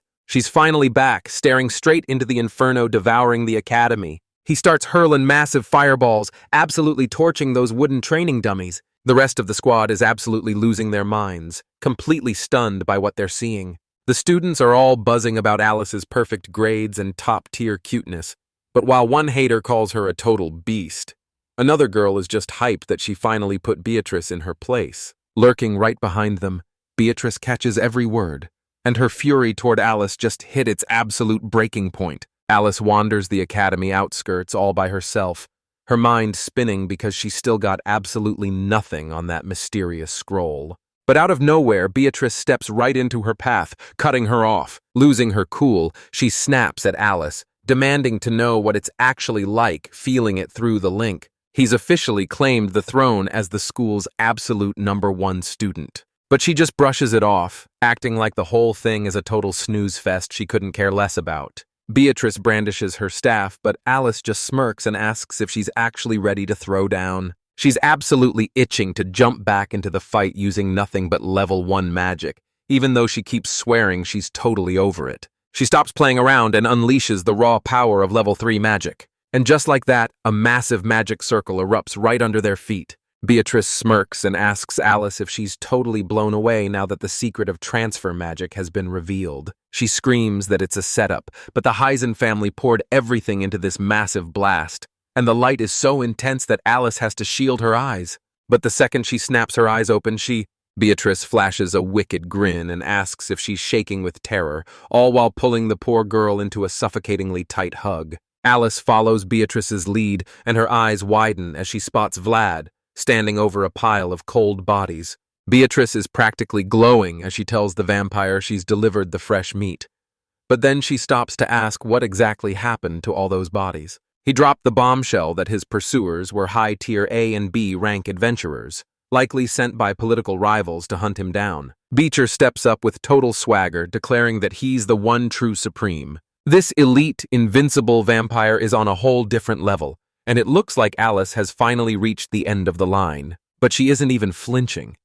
Instead, she demands to know why a beast of his caliber is playing lapdog to humans, finally piecing together that that's definitely the work of a binding pact. And get this, the vampire couldn't care less about Alice. He's actually hunting the shadowy figures hiding behind her. She's absolutely kicking herself for falling hook, line, and sinker for that trap. Suddenly, the corpses on the ground lurch back to life and lunge straight for her. Those monsters have Alice completely pinned down. Vlad steps in and drops a bombshell. Every single one of these zombies is under his direct command. They mutate the second they're sucked bone dry, and she's about to suffer that exact same fate. Beatrice snaps that it's just not enough and demands Alice start spinning a web of lies. She's dragging her back to the mansion to serve her up to a pet orc in heat. And while Vlad calls her a total monster, he makes it clear he couldn't care less about the fate of humanity. Beatrice doubles down on her web of lies, ruthlessly mocking Alice and calling her a total failure. Trapped in the zombie's death grip, Alice desperately shrieks for Shinobu to come to her rescue. Out of nowhere, her necklace erupts, summoning the massive guardian beast and R. Stuko snaps back, making it crystal clear that calling her was a massive mistake. It was a genius move to back off instead of getting absolutely smoked just because he was too stubborn to quit. Vlad stares down the beast and demands to know exactly who she is. Sukritomi drops a massive bombshell, revealing she's actually one of the 3 legendary gods of the rising sun, the supreme ruler of eternal darkness and the goddess of the moon. She ends the reveal by dropping the bombshell that this is the name of the one destined to finally wipe every last vampire off the face of the earth. Beatrice snaps, demanding to know who this woman is before straight up calling her a total idiot. What an absolute moron for thinking he could actually survive a clash with a legendary ancestral vampire. Supri's done with the yapping, so he tells Beatrice she talks way too much and delivers a slap so brutal it sends her tooth flying. Beatrice is shaking with pure terror, clutching her face as blood pours through her fingers, while the woman shouts her name just to push her humiliation over the edge. She looked down on them like brainless cattle, fully convinced that a legendary ancestral vampire was actually out there. She drops a total bombshell, leaving everyone speechless as she reveals that this legendary entity is nothing but a myth. Blight doubles down, claiming that he alone is the ultimate truth. He's a legit true ancestor, the absolute peak of the vampire food chain. Stukiome reveals the truth. The original vampire was the very first person to become a blood demon and start turning others, which is exactly why there's a whole army of them now. She turns to Vlad, finally realizing the terrifying truth. This guy is a straight-up vampire. And you might be wondering why the poor souls he sucked dry didn't actually turn into vampires themselves. Vlad's left speechless, but he's secretly realizing she's totally right, which absolutely triggers Beatrice, who demands to know why he's letting her boss him around like a total pushover. And now this woman is turning on him?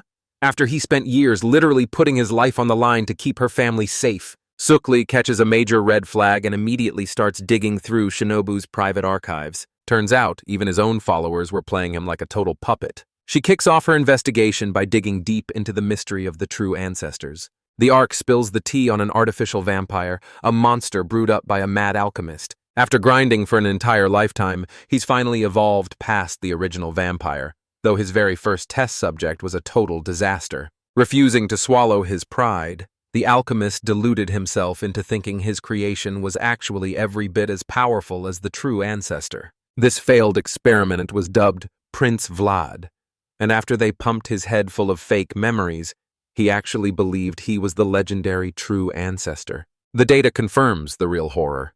These fake vampires turn their victims into mindless zombies, just like that brutal mission we saw back in the game. Beatrice is frantically trying to track down the failed product, but the moment Supriamon confirms it's actually Vlad, she's left absolutely shell-shocked. But honestly, Vlad is actually relieved to finally kick the bucket, because he's officially done with being a human puppet and living such a soul-crushing, boring life. He's hyped now, asking if that's the real reason he crossed paths with Tsukuyomi, the literal goddess of death. Tsukuyomi is stone-cold silent, giving him absolutely nothing but a blank stare. Vlad's practically begging to know how she'll finish him off, absolutely stoked that he's finally found the perfect place to kick the bucket. She's absolutely repulsed by him, snapping at the guy to stop calling her his beloved goddess of death. Even with death staring him down, he's still hungry for blood, admitting he can't win but vowing to leave a permanent mark on her as his claws sharpen into massive lethal fangs. He charges straight for her, unleashing a devastating blast of level-free magic. He's the sole reason the entire place just went up in a massive earth-shattering explosion. She shielded him so perfectly that he didn't walk away with even a single scratch. She brags that she's the literal supreme being, laughing off the idea that a puny level 3 Dark Lord could even lay a finger on her. He lunges at her once more, his voice cracking as he begs her to finally let him go. Grant him the mercy of death and finally release him from this living hell on the battlefield.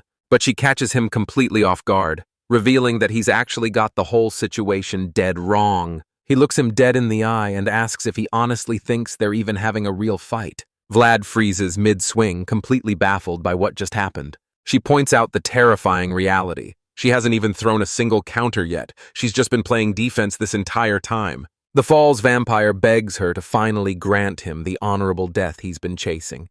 And while Stupely agrees to give him exactly what he wants, there's a massive catch.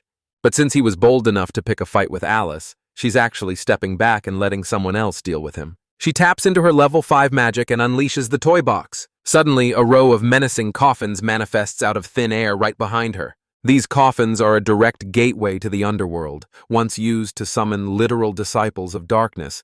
But this time around, next time Tsukuyomi's gonna use them to force Vlad right back inside. The lid slams open as a pack of rattling skeletons crawls straight out of the shadows. She tells him she's following his orders to the letter, making sure only the puniest level 1 mobs are there for him. She keeps hyping him up as the powerhouse, but deep down, she's terrified of how long he can actually survive against those monsters. The monsters lunged and pinned the vampire down, giving him a bitter taste of his own medicine after what he did to Alice. Vlad completely loses it, screaming and begging her to stop while shouting that the only way to end this nightmare is for her to take him out. He wasn't about to sit back and let him waste away in that absolute hellhole. He demands to know why she's being so cold, calling her his beloved goddess of death once again. Tsukuyomi shuts him down instantly, warning him to never call her that again because it's honestly revolting. Vlad gets snatched and yanked straight into the coffin. He's constantly vanishing, slipping right through the cracks of reality into another dimension. She straight up tells him that kindness is one word you'll never find in her dictionary. While Beatrice is left shivering on the ground in pure terror, Tsukuyomi turns to tell Alice it's time to head home, only to realize the girl is acting completely bizarre. Without warning, Alice's body just erupts into a gruesome pile of flesh and fluid. She crashes to the floor, finally exposing the truth of what she really is. She's betting the swap happened right during the transfer, but she's absolutely floored by a type of magic that's supposed to be impossible in Movedate. She's starting to suspect that this thing is on a completely different level of power. Alice is right in the thick of it, navigating the chaos of level 5 or 6. She looks around in a total daze, wondering where she ended up and where the heck the Dodge Slayer went. Alongside the other two, it finally clicks. She's officially awakened. Alice recognizes that voice and immediately gears up for war. But the boy warns her she's making a huge mistake, as the God Slayer points out the terrifying gap in their power. It all boils down to their ultimate mission, the true purpose of the transmigrator. Totally lost, the girl demands to know what a transmigrator even is and why he's hunting Shinobu. But the man just scoffs, claiming he's got a long list of goals and a massive bone to pick. He drops a massive lore bomb as a gift, revealing that a century ago, mysterious outsiders from beyond their world suddenly appeared armed with god-tier strength. They hunted down every last guardian on the planet, carving out leveling zones that turned the once mighty inhabitants into nothing but weaklings. But then he drops a bombshell. This isn't just some freak occurrence limited to him and Neduk. Alice demands to know who they really are, and the Godslayers drop a bombshell. They were once the legendary 3 Sages, the most unstoppable military force in existence. Before the massive update changed everything, the 3 Sages were the absolute peak of the game, serving as either legendary mentors or the most terrifying rivals a player could ever face. She was totally blown away, demanding to know how they were still kicking after a whole century. The beast finally breaks its silence, declaring that immortality is actually a dime a dozen and that they're all just cogs in the machine of this perfect world. Through a mess of tears, he choked out the truth. Those transmigrators had burned his entire world to the ground. He's forced to wipe out his own crew before they can pull off their plan to rule the entire world. Alice asks if revenge is his only drive, but the Godslayer reveals it's way bigger than that.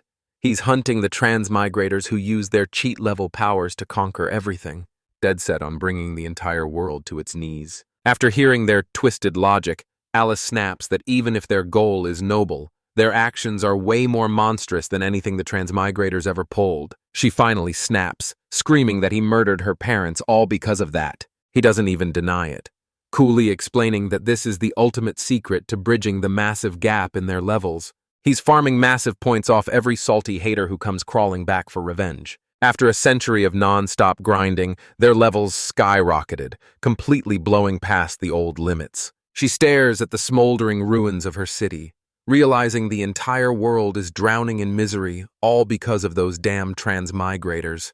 But she's dead certain that Shinobu is cut from a completely different cloth. He's built different, and with a wicked grin, the kid reveals he's absolutely floored that he actually bagged a transmigrator, explaining that these guys are basically ghosts who never show their faces unless they're deserters on the run. Alice is completely clueless, having no idea what a deserter even is. He breaks it down.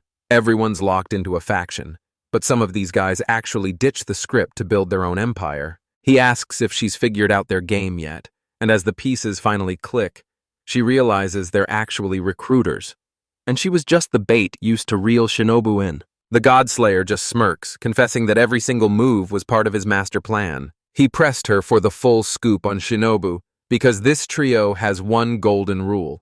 They never strike until they've completely sized up their target. Alice frantically scrambled for her amulet to call for backup, but her heart sank when she realized it was gone. But it's gone. The name tag proves that the beast amulet was actually ditched on a decoy the second they pulled off that teleportation swap. With no other moves left, she decides to stay dead silent, knowing one wrong word could totally screw over her master. Even seeing her battered and bruised, he knew she wouldn't break, betting on her iron will to keep her mouth shut no matter what they put her through. He tells you that because of this, you're going to use your magic to dive straight into her mind. To keep her master safe, Alice drops a massive lie and tells them he's already kicked the bucket. And let's be real, dead girls don't exactly go around spilling secrets. He demands to know if she's planning to end it all, and as she edges toward the cliff, she realizes this is the only way to stop the charade without dragging her Shinobu into the crossfire. He starts egging her on, straight up daring her to prove she's actually woman enough to go through with it. The moment her back is turned, Alice seizes the chance and hurls herself right off the cliff. The Godslayer sneers, spitting out that she's nothing more than a brainless brat. They actually thought the dead couldn't spill their secrets, but man, were they dead wrong. As the girl stands there, frozen in shock, Eva finally breaks down, tears streaming as she realizes all her hard work might have been for absolutely nothing. Shinobu swoops in mid-air to catch Alice, hovering effortlessly as he apologizes for keeping her waiting. It's way past time, but her eyes finally snap open, and Shinobu is right there to apologize again for the absolute nightmare she just endured. He gently lowers her to the ground, frantically checking to make sure she's still in one piece. Clutching his overpowered sword, Shinobu bellows at the tree with everything he's got. He stares down the trio, making it clear that the price for messing with his student is way higher than they can afford. The hunter's jaw drops as Shinobu suddenly appears, stammering that his jamming field should have made them invisible. But the boy just smirks, explaining that no matter the distance or the interference, he can always pinpoint his allies' exact coordinates, leaving the man so rattled he lets out a desperate shout for backup. Gabriel and the palace's elite guardian Nike get the sudden call to report for duty. From the carnage of the front lines, straight to the gates of St. Alice. Surprise. She catches everyone off guard with a sudden question about their big night, and even though she's met with total silence, she just keeps on grinning. Oddslayer sizes up the opposition, completely caught off guard to see a transmigrator this early, especially one who brought backup. After all this time, Shinobu finally uncovers the truth. The legendary Godslayer is actually just an NPC, The young man actually agrees, admitting that some of the stunts these transmigrators pull are totally out of line. But after that monster torched the entire village and sold Alice off, he's not buying the act, calling the hunter a delusional fraud who's just playing hero. And trust me, he's dead serious. Shinobu locks in and swears he's going to be the one to finally shatter the transmigrator's cycle of misery, and he's starting with himself. The trio squares up and picks exactly who they're going to take down. The hunter stalks Shinobu, the beast crashes into the night, and the boy finally squares off against Gabriel. With that, he turns his allies loose and tells them they've got a free pass to cause total mayhem. They can want him all they like, but this transmigrator belongs to him and him alone. He lunges straight for Shinobu, closing the distance in a heartbeat. And just like that, both of them go plummeting straight off the edge of the cliff. If this absolute war spills out over the open ocean, Shinobu clocks his opponent's blinding speed and realizes that's exactly how this monster has managed to stay alive for a whole century. The man just smirks, letting him know that the real chaos is only just beginning. Right out of the gate, you catch Shinobu off guard with a crushing blow straight to the thigh, all while he's locked in a high-stakes showdown with Gabriel. Riel is panicking for her master's sake, but the boy shuts her down, declaring that she's the one he's actually here to fight. Meanwhile, the shadows are waging a desperate war against the light. He's squaring up against that four-armed freak. He gripped his blade with both hands, ready to slice through anything in his path. Back at the main showdown, Shinobu's getting blindsided because he can't feel a single trace of his attacker. That's because the hunter just triggered his love of 5 magic to vanish and teleport in the blink of an eye. He lunges at the kid who barely manages to block, and Shinobu realizes they're in for a total nightmare, muttering that a guy this twisted is a disgrace to the title of sage. He spent his life mastering techniques specifically designed to hunt transmigrators, and trust me, he's a total nightmare in close-quarters combat. He mocks the transmigrators for leaning way too hard on their gifted cheats, especially since Shinobu couldn't even get his own power to work. The kid admits summoners are useless in a melee, so the hunter teleports right behind him to go for the kill. Shinobu effortlessly slips past the blow and snatches his opponent's hand mid-air. Blindsiding the hunter, he declares that at point-blank range, there's absolutely no way he's going to miss. She whiffs her shot, giving him the perfect opening to unleash a devastating level 5 spell. He's triggering a mini self-destruct to blast his way out. Suddenly, a tiny but brilliant blast of light erupts. That one massive attack just nuked nearly half of Shinobu's total MP. He shrugs it off like it was nothing, instantly firing off a level-free stupor recovery to shake off the daze. Shinobu's jaw hits the floor as she's caught completely off guard in the heat of yet another intense clash. Gabriel's slumped in the dirt, bleeding out, while the kid has the nerve to ask if he even needed healing magic. He mocks the hunter, claiming his partner would absolutely crush Gabriel, sending a panicked Shinobu into a frenzy as she screams for the Seraph. With his back against the wall and defeat staring him in the face, he finally gasps out that she's sorry. Rewind a few minutes. The kid snaps, screaming that he's actually the Red Sage, a master of every magic element who's way more ancient and powerful than he looks. He flashes a fearless smirk and tells her it's an absolute pleasure to finally meet. He rains down a barrage of magical explosions and immediately blitzes her position. Gabrielle somehow dances out of the way and immediately lunges for his blindside with her spear. That lethal point is just a hair's breadth away from skewering his eye. But she's caught completely off guard when that voice suddenly sprouts a lethal spear out of nowhere. He unleashes his level-free magic and starts pulling off wild stunts, weaving right through the Frozen Queen's lethal ice attacks. He flash freezes the waves, instantly turning the seawater into a jagged mini iceberg. Gabriel lunges across the ice to strike, but her limbs turn to lead the second she raises her spear. Realizing the sage is using a mental hex to slow her down, she knows she's running out of time and rushes to bail out Shinobu. The sage gets right in her head, mocking her hesitation and barking that she'll never take him down if she keeps playing it safe.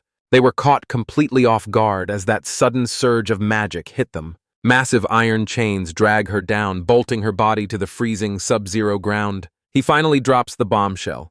He's not immortal at all, and he's only kept his youthful looks by feasting on the blood of young women and children. He closes the distance, telling Gidriel he's going to make her a part of him, arrogantly boasting that he'll show her a good time before tossing her away like yesterday's trash. The night is deep, and the monsters are already whipped into a total frenzy. locked in a chaotic, high-stakes brawl that's pushing their powers to the absolute limit. This four-armed monstrosity lunges forward, unleashing a brutal assault. This knight gets slammed into the dirt, but his iron will is just getting started. He's bleeding out, and the beast just sneers, mocking him for clearly losing his edge. All because he was bored to death with no one strong enough to actually give him a real fight. But honestly, that knight stands zero chance against the absolute insanity of his six-sword style. Turns out, only a transmigrator has what it takes to satisfy this monster. And with the knight's blade failing to even reach the beast, he realizes he's seconds away from a total wipeout. Alice watches with her heart in her throat, terrified of what's about to happen in this brutal showdown. The forlorn beast sneers that the knight is a total weakling compared to his comrades, barking at him to surrender before he gets torn limb from limb. The darkness is digging its heels in, flat out refusing to let the sun rise. He leaps to his feet and boldly proclaims that he shouted that he was there to snatch his best friend back from the brink. The beast finally gives him the ultimate respect, declaring that he's earned the title of a true warrior. And just like that, the knight hits full throttle. Cutting back to the main showdown, Hunter declares the fight is already over, but Shinobu just sneers, saying that's exactly what he'd expect from a guy who cheats his way to the top. Shinobu knows he's about to be cut, but he's got one last burning question before he's gone. The guy asks if he's finally ready to embrace his fate, shocked by how chill he's acting. But the MC just scoffs, saying it's only natural for a transmigrator to beg for mercy when death is staring them in the face. He finally agrees to talk, and that's when Shinobu drops the million-dollar question. What's the real difference between a hunter's strength and the power of a transmigrator? The hunter fires back, claiming his strength is nothing but pure grit and absolute refinement. He argues that Shinobu should understand this better than anyone, especially after he watched his friends and his entire world get absolutely torn apart. Shinobu demands to know the secret behind their magic, realizing this insane power gap is the one thing truly separating them. The hunter points the way, telling them that the only place to master those skills is deep within the Grand Library of Suki. This sentient book is a total gamble. It'll either feast on your sanity or grant you god-tier magical power. He drops the ultimate warning. Every single person who tried to challenge that book before was swallowed whole by its power. The kid flashes a confident grin and thanks him for the intel, leaving the hunter completely scratching his head. Shinobu pulls up his menu and scoffs that the guy talked way too fast. Now it's time to dive headfirst into the real challenge. Utterly confused, the sage speaks up and asks what the heck he's even trying to pull. The young man just smirks and declares he's finally ready to unleash the power of that skill orb. Suddenly, that mysterious orb erupts with a blinding light right in the young mage's palm. And just like that, he unleashes his ultimate move, Divine Power Release. The knight's armor literally explodes into shards, leaving him completely exposed. Those letters finally tore off the mask, exposing his true identity to the world. The beast's true form is finally revealed. A massive, three-headed titan that serves as the ultimate powerhouse guarding the underworld's servers. The red sage is absolutely floored when he sees Gabriel standing tall, looking like he never even took a scratch. But she taps into her spirit power, instantly smothering those flames until they're nothing but a thick cloud of smoke. Gabriel scoffs that it's all a waste now that Shimabu's blessing has completely neutralized his magic. But in a desperate panic, he screams that he hasn't even unleashed his full power yet. A swarm of tentacles erupts around the sage, who grumbles that he hates using this power because it makes him look absolutely hideous. Suddenly, he erupts into a massive legendary kraken. Meet Gabriel, the absolute beast who ends every single fight with just one devastating punch. Gabriel doesn't even hesitate as he literally detonates a part of his own body. The monster lets out a bone-chilling shriek of absolute disbelief. He's losing his mind because just a few minutes ago, she wasn't anywhere near this powerful. She credits Shinobu's ability for the shift, but she can't resist taking a massive jab at him, mocking how he's turned into a hideous, washed-up old man. This hideous freak is basically just a total sitting duck. Gabriel sits at the absolute peak of the 9 seraphs, and while she's obsessively loyal to her master, she's actually a total closet sadist with a secret taste for the extreme. The hunter is freaking out and demands an explanation, but Shinobu just shrugs it off, roasting the guy for talking way too much and asking if annoying is just his default NPC setting. He then drops a total bombshell, revealing that Alice had already warned him exactly what kind of person this hunter really is. He's that kind of guy, so he's forced to put on a massive act to keep up appearances. He's actually complaining that his healing items are only good for emergencies, while the hunter starts to wonder if Shinobu's been faking his weakness the whole time. The kid fires back, admitting the hunter is a total beast, but he's already got a genius plan in motion. But this is it, the absolute end of the line for him. The latest update totally nerfed summoners into the ground, so a broken new skill was coded in to even the odds, cranking every summon's stats up by a massive 1.7 times. The forearm sage finally admits the truth. He had absolutely no clue he was squaring off against a total monster. Cerberus clamps his massive jaws around the blade, and as the monster starts taunting him, the beast honestly wonders if he's actually fighting a three-headed swordsman. He taunts them to bring it on, screaming that anyone who steps up is getting absolutely slaughtered. With the secret finally out and his sword gripped tight, the wolf explodes into a deadly charge. The pack lunges in and completely obliterates the four-armed beast's weapon. The realization hits him like a freight train, leaving him completely frozen in shock. Back at the scene, the Kraken's remains are straight up melting into a gruesome pile of meat. Gabrielle winds up for her next devastating strike, but the sage baits her, daring her to just wait and see. Wait, she calls him out for trying to take down Shinobu while hiding behind a child's disguise, telling him it's finally time to face divine judgment. He's totally clueless and asks what divine judgment even means, but Gabriel's only answer is a brutal punch straight to the face. As the battle rages, the hunter's heart sinks when he sees his team is completely tapped out, while Shinobu just scoffs, bragging that his crew makes the sages look like total amateurs. He screams that once Shinobu goes down, all his summons will vanish, and he immediately lunges forward for the kill. He's left absolutely stunned by a counterattack so fast and powerful, it makes him wonder if this kid was just hiding his true strength all along. Shutting that down, the mage reveals he's actually siphoning stats from his summons and has reached a whole new peak by unleashing his divine power. The guy's jaw hits the floor as he screams that this is total nonsense, and while Shinobu admits it's a complete cheat code, it's actually his secret trump card. Absolutely livid, the hunter lunges forward, ready to blast him with a massive fireball. He hurls the blast straight at Shinobu, letting it detonate right in her face. He barks an order for the transmigrator to release the guy, but the prisoner just sneers, vowing to plunge the entire world back into a living hell. Or, Shinobu calls forth the legendary Bahamut, and tearing straight through the rift. The monster's arm lunges out and shatters the sage with one devastating strike. As the boy admits, his goals are worthless now that he's become just as inhuman as the transmigrators. Massive pitch-black wings suddenly erupt right out of Shinobu. Abu's watching the entire showdown unfold from her vantage point. It turns out Alice can see everything, from Shinobu's glowing magic circles to the very creatures he summons. The sage's eyes go wide as he demands to know what on earth that thing is. Shinobu unleashes his inner fire, summoning the earth-shattering roar of the divine flame dragon emperor. A massive wave of raw energy erupts and rockets straight toward.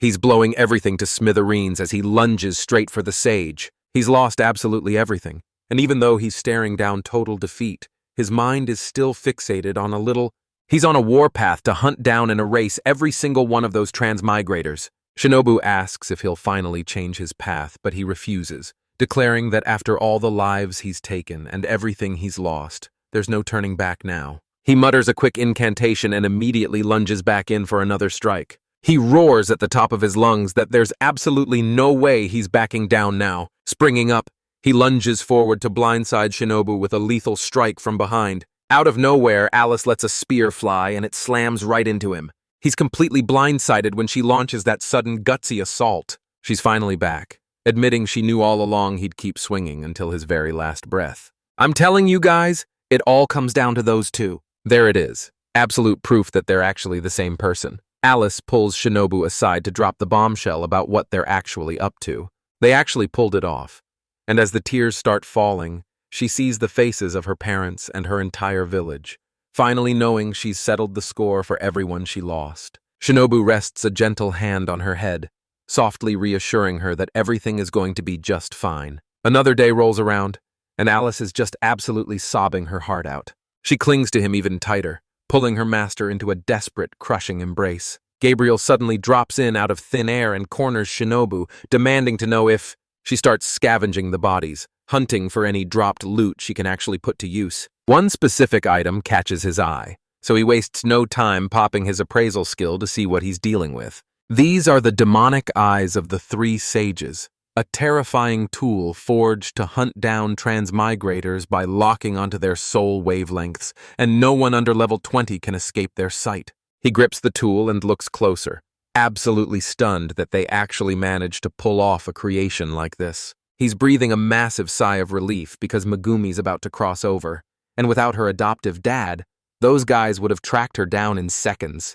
Plus, he's betting this item is his secret weapon to finally finding his sister once she hits Levita. He can finally feel it. He's just made a massive breakthrough. Now, with only a shred of his former self left, he's got to push past his limits and get way stronger. Fast forward 2 weeks since that total nightmare went down, and Alice is finally making her big return to the academy. Sporting a brand new gap in her smile, Beatrix finally drops the tough act and admits she's totally down to be Alice's friend. She stood there completely stunned, her brain short-circuiting as she tried to make sense of those wild words. Once news of Live's disappearance hit the streets, the Heisen Patriarch's influence completely crumbled, leaving him wide open for a political rival to swoop in and finish him off. Their whole world fell apart in a single night.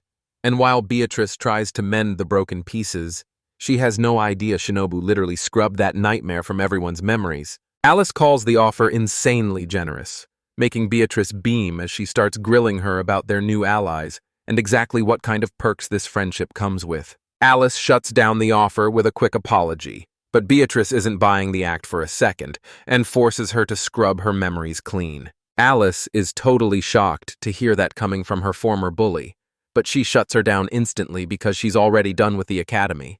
Beatrice warns Alice that if she walks away now, the incompetent label is coming for her next, while two girls watching the drama whisper that Beatrice is finally getting a taste of her own medicine. Alice says her final goodbyes, pouring her heart out in thanks for every single thing she's done. Completely shell-shocked, Beatrice tears off after her, screaming for her to just wait up.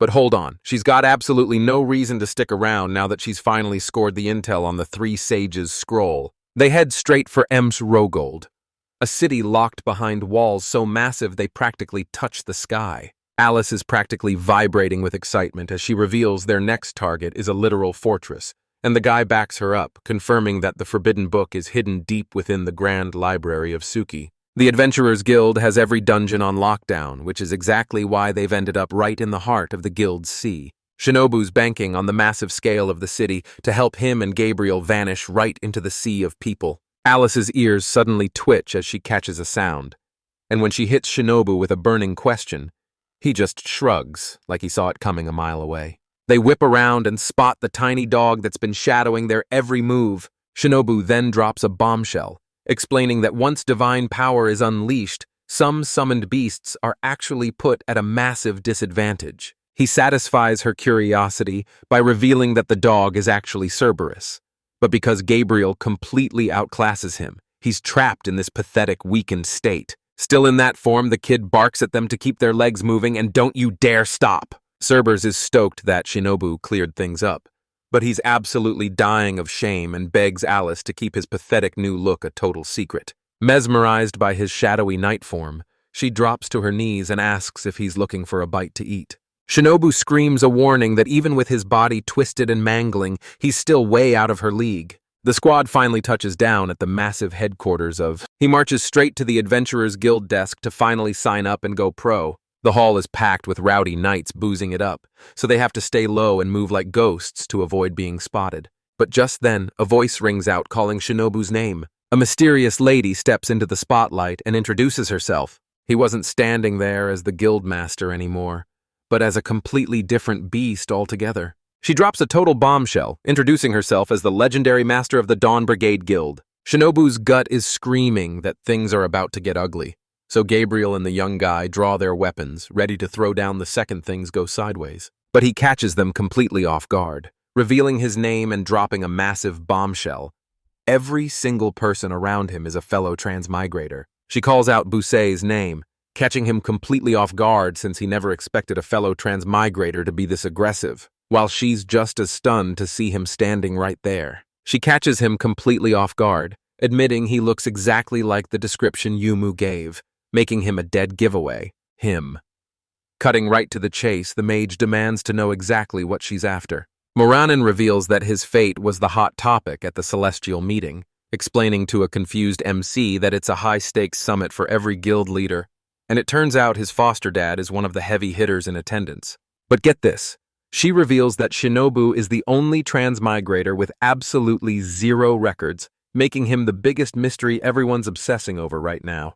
They connected the dots and the verdict is in, you've got to be taken out. The players are locked in and ready to shut down whatever crazy attack comes their way. Then she drops a total bombshell. They've actually got 5 max-level beasts on their side. 9 and 7 have both smashed past level 70, becoming absolute powerhouses. With the cash secured, she turns to Shinobu and grills him on what his next move is. He calls it a total nightmare that they've already ordered his execution the very second he's spotted. Luckily, he's got a secret ace up his sleeve to wiggle out of this mess. While Shinobu shuts down the fake performance and demands she finally gets real, is she actually ready to talk? She's baffled why he's still doubting her after their meeting, but he's convinced that if she really wanted him dead, she wouldn't have bothered with introductions or an ambush. She'd have just ended him right then and there. He boasts about being sharp as a razor, but he's already bowing his head and apologizing. She flares her aura, making it crystal clear that she doesn't even need to unsheath her blades for a fight like this. Shadoop just smirks, claiming he saw this coming a mile away, which leaves her totally baffled and demanding to know what he's actually talking about. He lays it all out for Alice. When transmigrators cross paths, they're destined to take each other out. And if Shinobu actually had a peaceful bone in her body, she would have been the one protecting him herself. She introduces herself as Kori Shinazuka, a total eccentric and the only person who actually showed up to the celestial meeting. This lady was not having it and flat out refused to craft a partner for Shinobu. She leans in, asking if he truly grasps the weight of her words. But instead of a straight answer, our guy fires back with a question of his own. He wonders if this means she finally sees him as a high-value asset. The Guildmaster cuts to the chase, declaring that she wants him on the team right now. Caught off guard, Shinobu asks if she's actually scouting him, and she confirms it by hyping up the exclusive quests and insane rewards only members can grab. And sitting right there among the loot is the ultimate prize, a logout ticket. She keeps going, revealing that this ticket is actually their one-way ticket out of this nightmare world. She even promises a foolproof way to ditch the Yumu and throws in a killer bonus to sweeten the deal.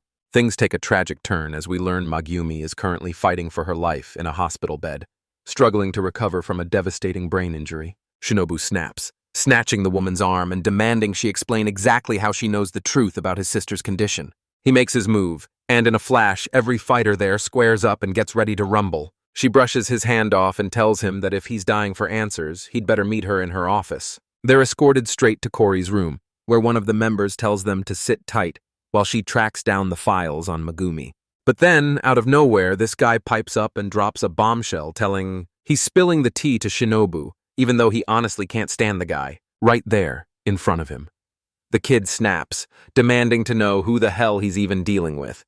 He reveals he's Sato, one of the legendary few to ever reach the rank of a level 99 number. He's calling out his master for sparing Shinobu, insisting the mage is a total loose cannon, but Shinobu just keeps it cool and says he's done with the violence. Sayer drops a massive bombshell about who he really used to be.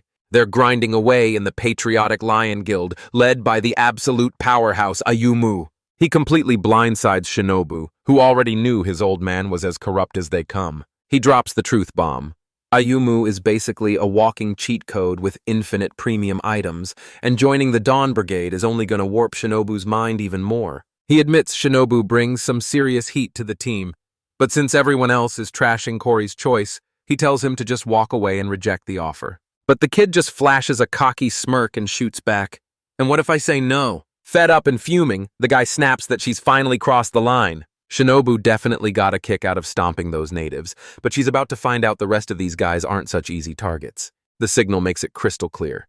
If the kid doesn't fall in line, he's going to make him do it the hard way. He lunges forward, desperate to get his hands on Shinobu. His attack is shut down instantly as the mage snatches his arm in a vice-like grip. He grips him with insane force, slamming the guy to his knees while he starts to choke the life out of him. He steps right into his face, taunting him as he asks, "Remind me again, what exactly were you gonna do to me?" Stiga's jaw hit the floor when he felt the kid's insane raw power. He never expected a lowly summoner to be capable of this kind of destruction. But Shanabu is just smirking, knowing the guy has no clue about the game-breaking power spike coming in the next update. To him, all that hope is just total ignorance, and he's about to prove exactly why you should never underestimate him. He doubles down, warning him that if he keeps this up, he's crossing a line he can never come back from. First, we've got some updates, but brace yourselves, because things are about to get dead serious. Calorie bursts into the room, absolutely buzzing with excitement. A totally clueless Diltmaster demands an explanation.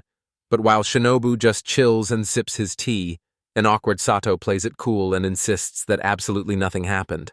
He pulls out a photo and shows the kid exactly when Yumi was stuck in the Dr. Crugio hospital in Teltio. He's totally floored by the proof and demands to know how she managed to swipe something that's supposed to be stuck in the real world. She explains that this secret is so exclusive only the 5 great guildmasters are in on it.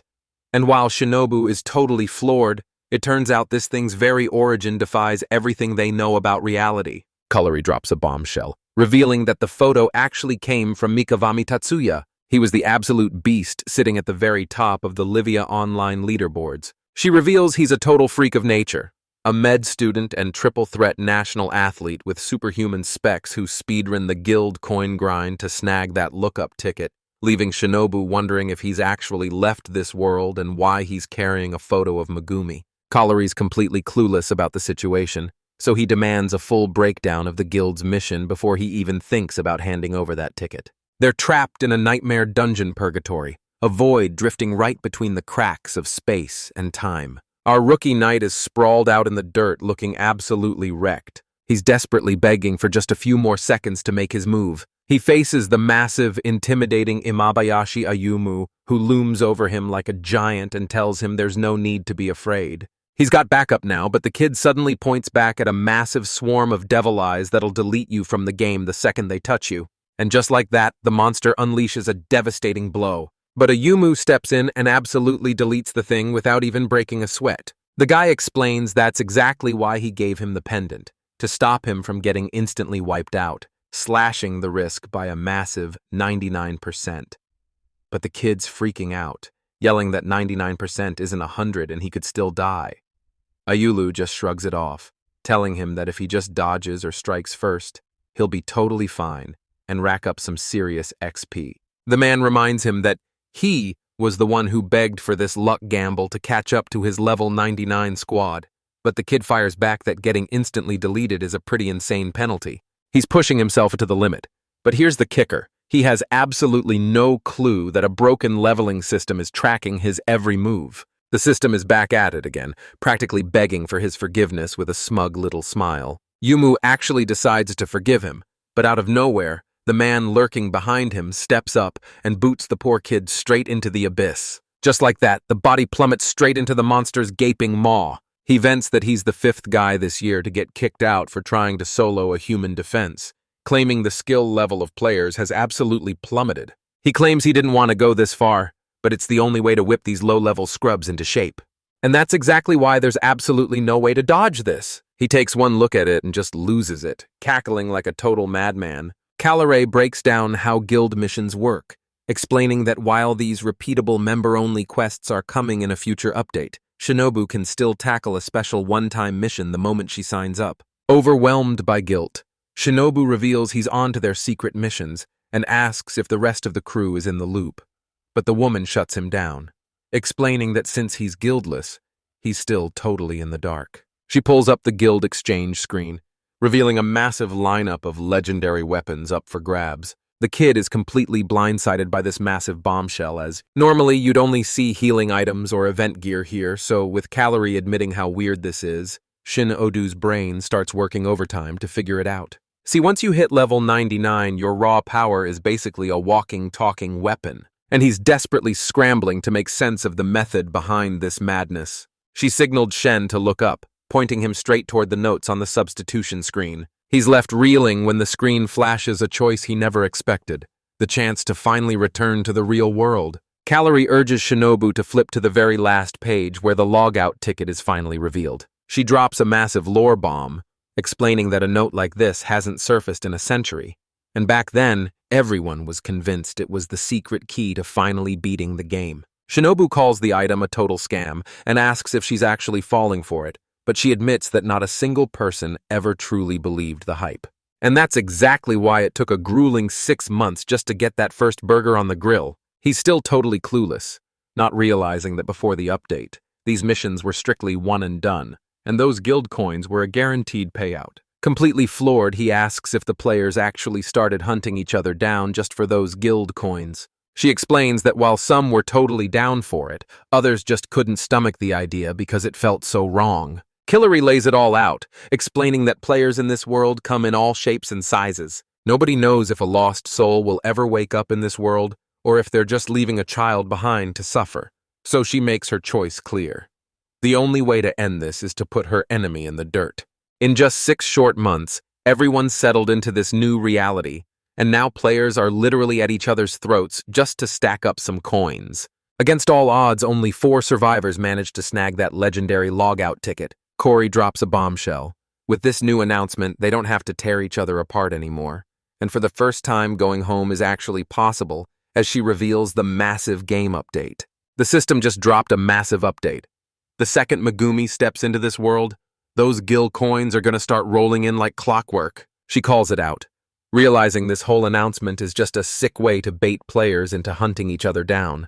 Shinobu exposes the admin's twisted plan to rob the players of their guild coins, and since you need that gold just to log out, our hero finally realizes they're being herded straight into a massive trap. Killary's actually impressed, seeing how fast the mage caught on to the twisted, dark logic behind this new update. He reveals that his crazy instincts actually come from years of living side by side with a Yumu. She's calling it now. Those massive guilds are just desperately stalling to buy themselves more time. With the clock ticking, she reaches out and invites Shinobu to join the ranks of the Dawn Brigade. She's not just shielding him from the Yumum. She'll keep every rival guild at bay too, but only if he coughs up those guild coins as payment.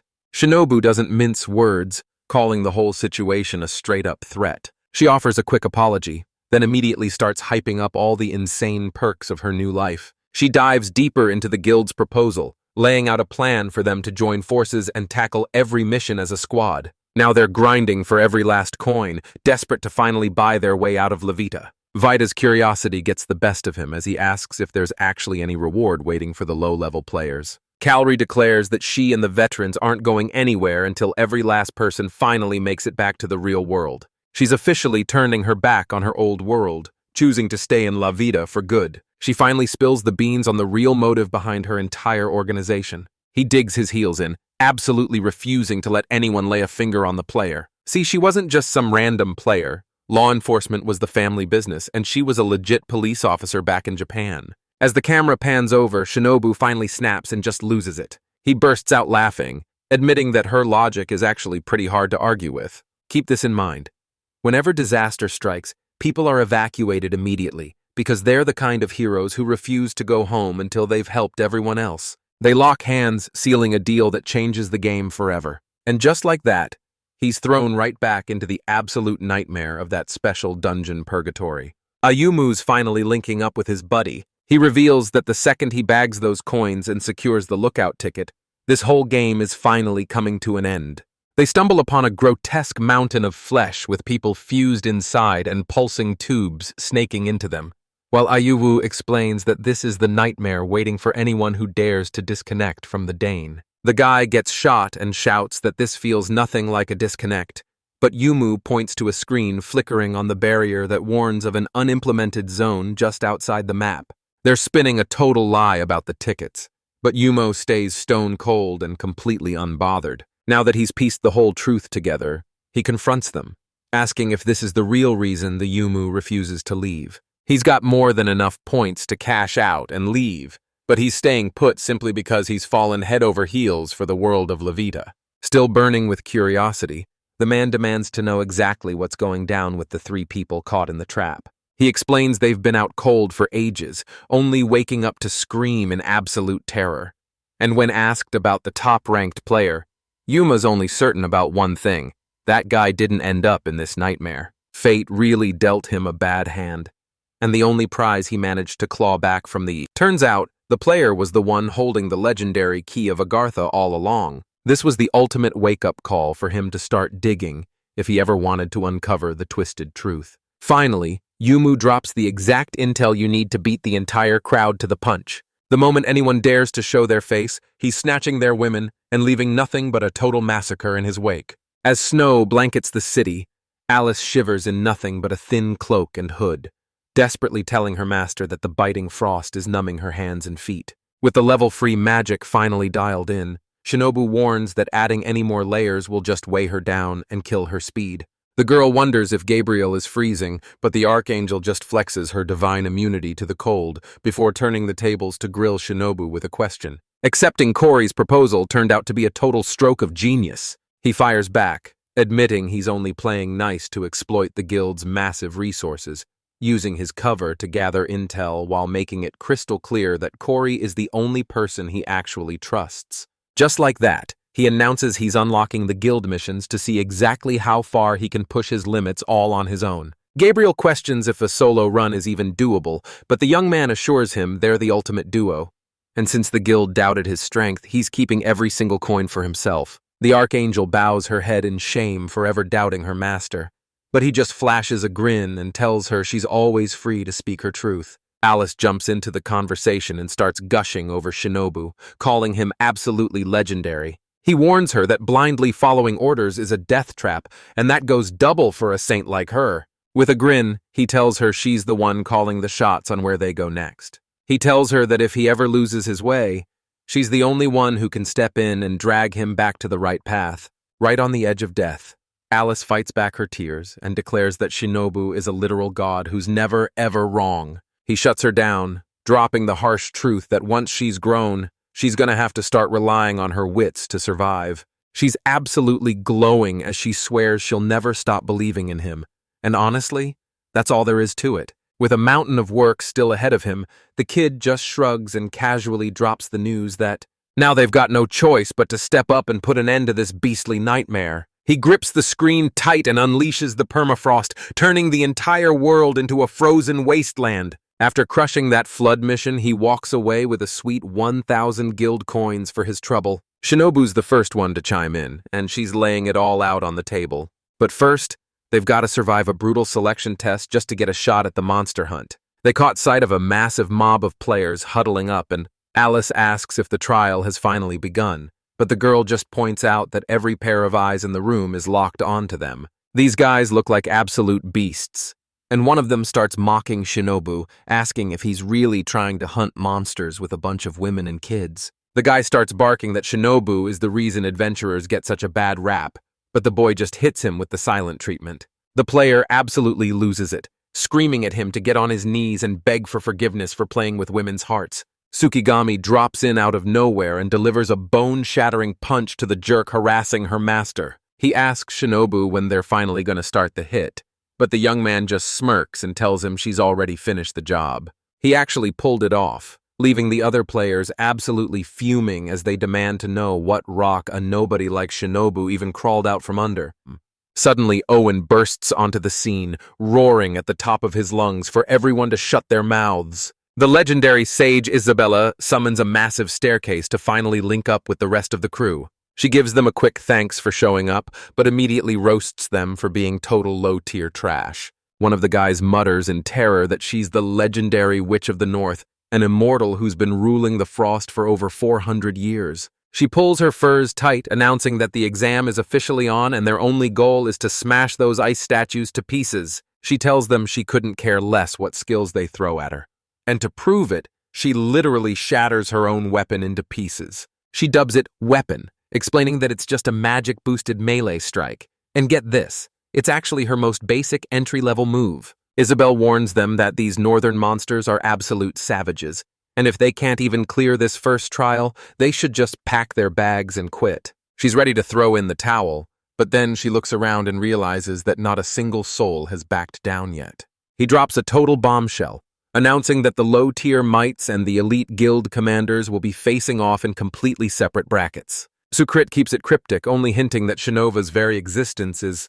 This guy's already a total legend, so if you... Finally, he can stop playing it safe and unleash his absolute peak power during the major gree. Gabriel lunges forward and absolutely shatters one of the ice blocks. He taps into his level 5 magic to really turn up the heat. Super Yoni finally lets loose, unleashing the total, chaotic power of his toy box. He flashes a cocky grin and asks if making the statue vanish into thin air even counts as destroying it. The statues vanish into thin air, leaving Isabella absolutely floored. She shrieks that Yidus can't even touch level 5 magic, and seeing her lose her mind like that sends the players into a total tailspin as they demand to know who this group really is. She starts nervously fiddling with the hem of her dress, looking totally flustered, sending a rain of stones crashing down. Isabella's jaw hits the floor when she realizes these are actually magic stones from the Brown Devil, but she quickly teases that the real surprise is still coming. He reveals the Brown Alice core, a literal superior species hidden deep inside that ancient ice dragon,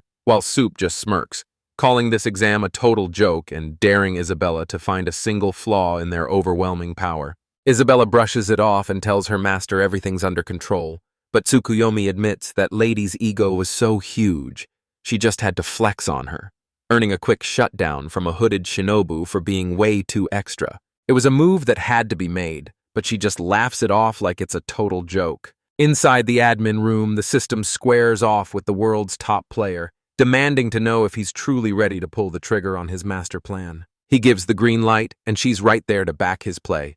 These invasion events are cranked up to an absolute nightmare level of difficulty. The difficulty level just spiked to a whole new tier of insane. High atop that shrouded mountain, the flower that signals pure despair is finally starting to bloom.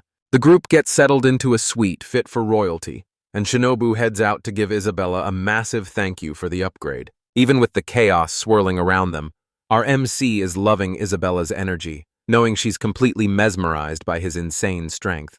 And just like that, they went all in and joined the monster hunting squad. Alice completely fumbled her turn, barely managing to leave a tiny, pathetic crack. After failing to meet Isabella's impossible standards, Supione drops the bombshell that she's been relegated to a mere servant, leaving her totally crushed, and Shinobu is left completely speechless, having absolutely no clue what to say to her in this moment. Stucky just brushes him off, telling Shinobu that acting all serious and uptight totally kills his vibe. He just smiles, telling her that her wild words prove she's a total free spirit. Before they ditch the roan to regroup at Isabella's mansion, Gabriel gets curious, asking if he's got some secret business with her now that his squad duties are officially done. He's fascinated by her magic since she's a mage who's survived for 400 years, but Seraph shuts him down, insisting the woman isn't actually that powerful. He argues there's a real reason she's survived this long, and it's all thanks to Corey's massive influence over the Northern Territory. Shinobu tells her straight up that strength doesn't matter. He just needs to know if she's actually got what it takes to back them up. Right then, Isabella steps out and catches him red-handed, but Shinobu completely flips the script by begging her to teach him her secret technique. He's practically begging her to teach him that insane reinforcement magic she used to shatter the ice like glass. Isabel breaks it down.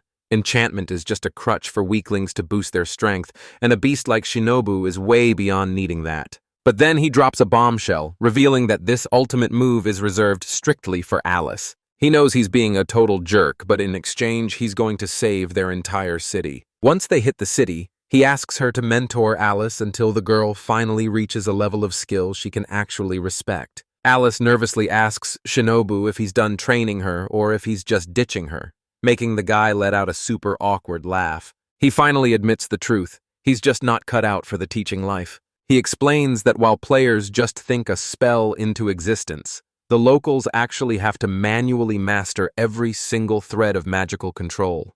The mage asks for Isabella's take, and she doesn't sugarcoat it. Alice has officially hit her absolute limit as a conjurer. He acknowledges Alice's raw talent, but argues that beastmen just aren't wired for delicate magic, seeing as their ancestors were rugged hunters who spent generations surviving in the deep woods and harsh deserts. Alice admits that while her family are absolute powerhouses in magic, they could never dream of being like Shinobu. Sobbing in front of the group, she declares that she's done being weak and is ready to finally get stronger. Our hero pulls her into a desperate embrace and, With a confident smirk, he claims her as his new student, and Isabel finally gives in and accepts the training. Alice is being pushed to her absolute breaking point, surviving a brutal regime of bone-shattering workouts and endless hours of intense study. She stumbles back from another brutal day of training, completely spent, and tells Shinobu she's hitting the bath, but he can see she's finally hit her breaking point and decides to speak up. He pleaded with Gabriel to step in and save the girl. Alice sees her opening and snatches it without a second thought. He's finally ready to sink into a steaming hot tub and let all that stress melt away. Back at the hub, she's starting to realize that Ratrani is the one pushing her strength to a whole new level. But she still can't quite crack level 3 magic, while Yuma's just over there scrolling through his feed. Don't forget Isabella's heartbreaking confession. She's convinced she's nowhere near worthy enough to stand by Shinobu's side. Gabriel frantically ducks into the bathroom completely naked, his face turning beet red from the sheer embarrassment. Alice, the analyst, drops a total bombshell and announces she's officially walking away. Angel just hops right into the bath while Gabriel fills the girls in, explaining that Shinobu personally asked her to look after her. Alice admits that this moment takes her right back to the day Shinobu found her and saved her life. Sobbing uncontrollably, the girl begs Gabrielle to tell her the truth.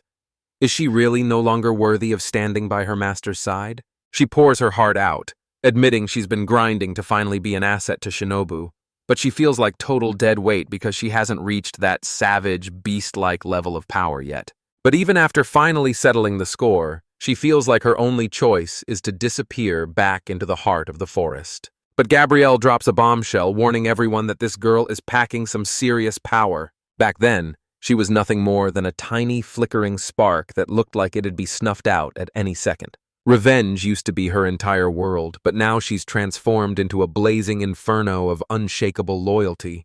Gabriel declares that her absolute loyalty to Shinobu is the secret to her power, and she knows Alice is fueled by that exact same fire. Allison shuts him down instantly, calling that the most meathead logic she's ever heard. Everyone's cracking up as the girl teases the woman for being hilarious but totally clueless, leaving Gabriel scratching his head and asking if she even realized she was being funny. Feeling satisfied, she thanks her and vows to give it everything she's got. Then, without warning, every single light snaps off, plunging the room into total darkness. Alice steps up, volunteering to finally bring some light into the darkness. The light looks harmless, but Gabriel warns that it's actually a total death trap.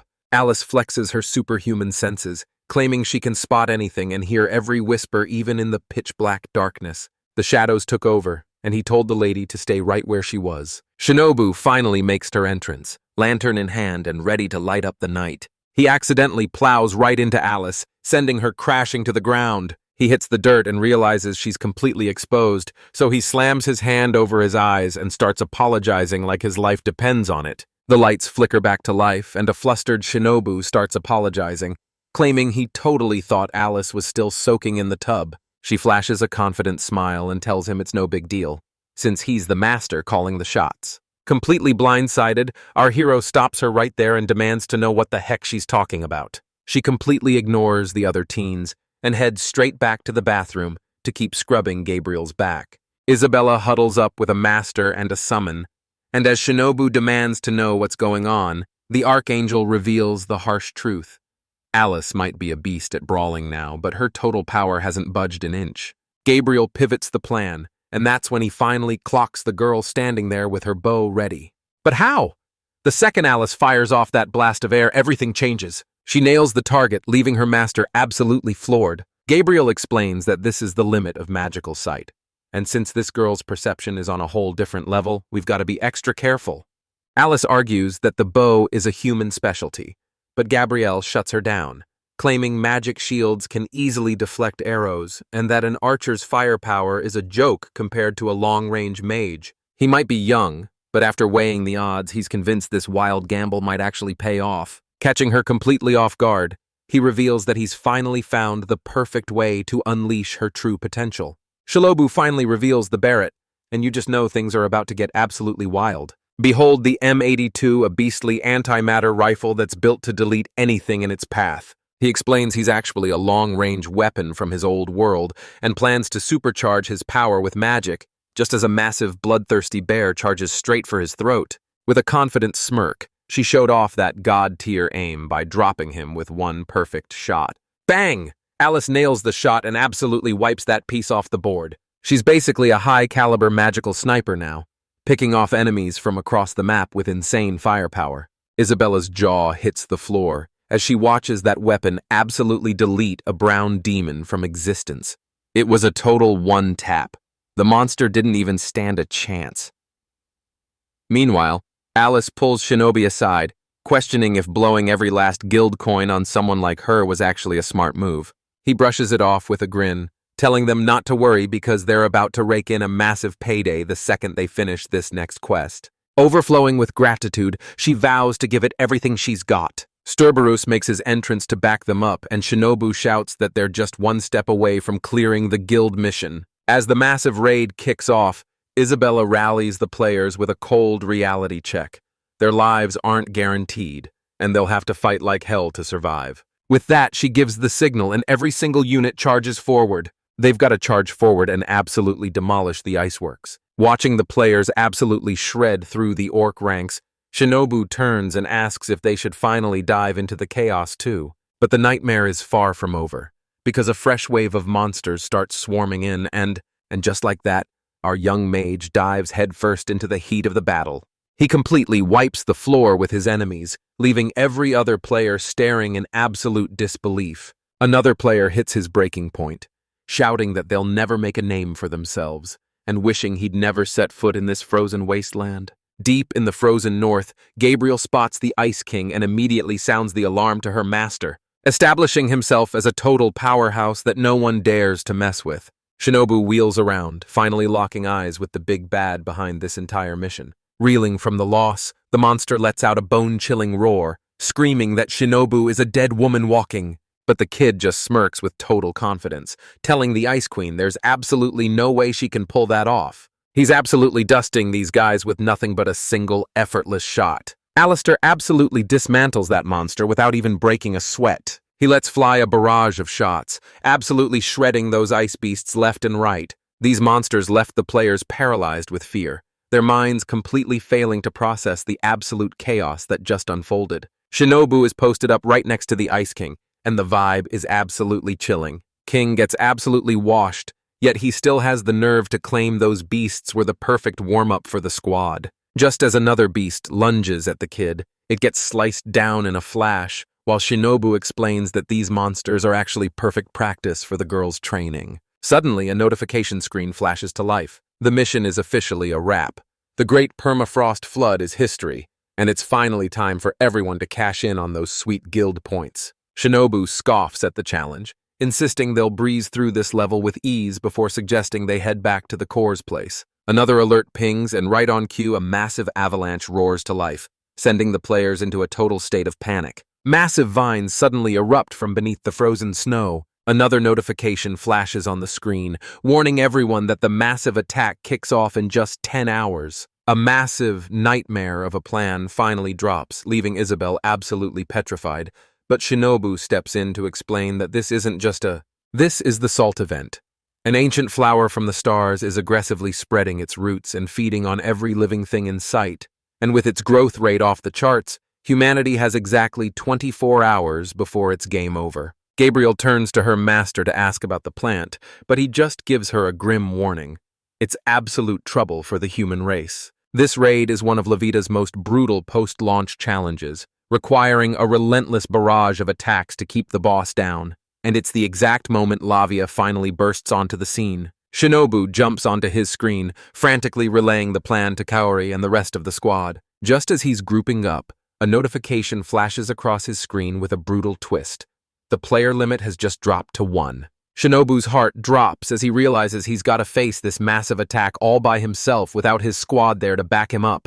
Everyone scrambles to dodge those massive, crushing roots as the mage screams for them to fall back to the city. The rest of the players try to storm the city, but a massive barrier slams shut, stopping them dead in their tracks.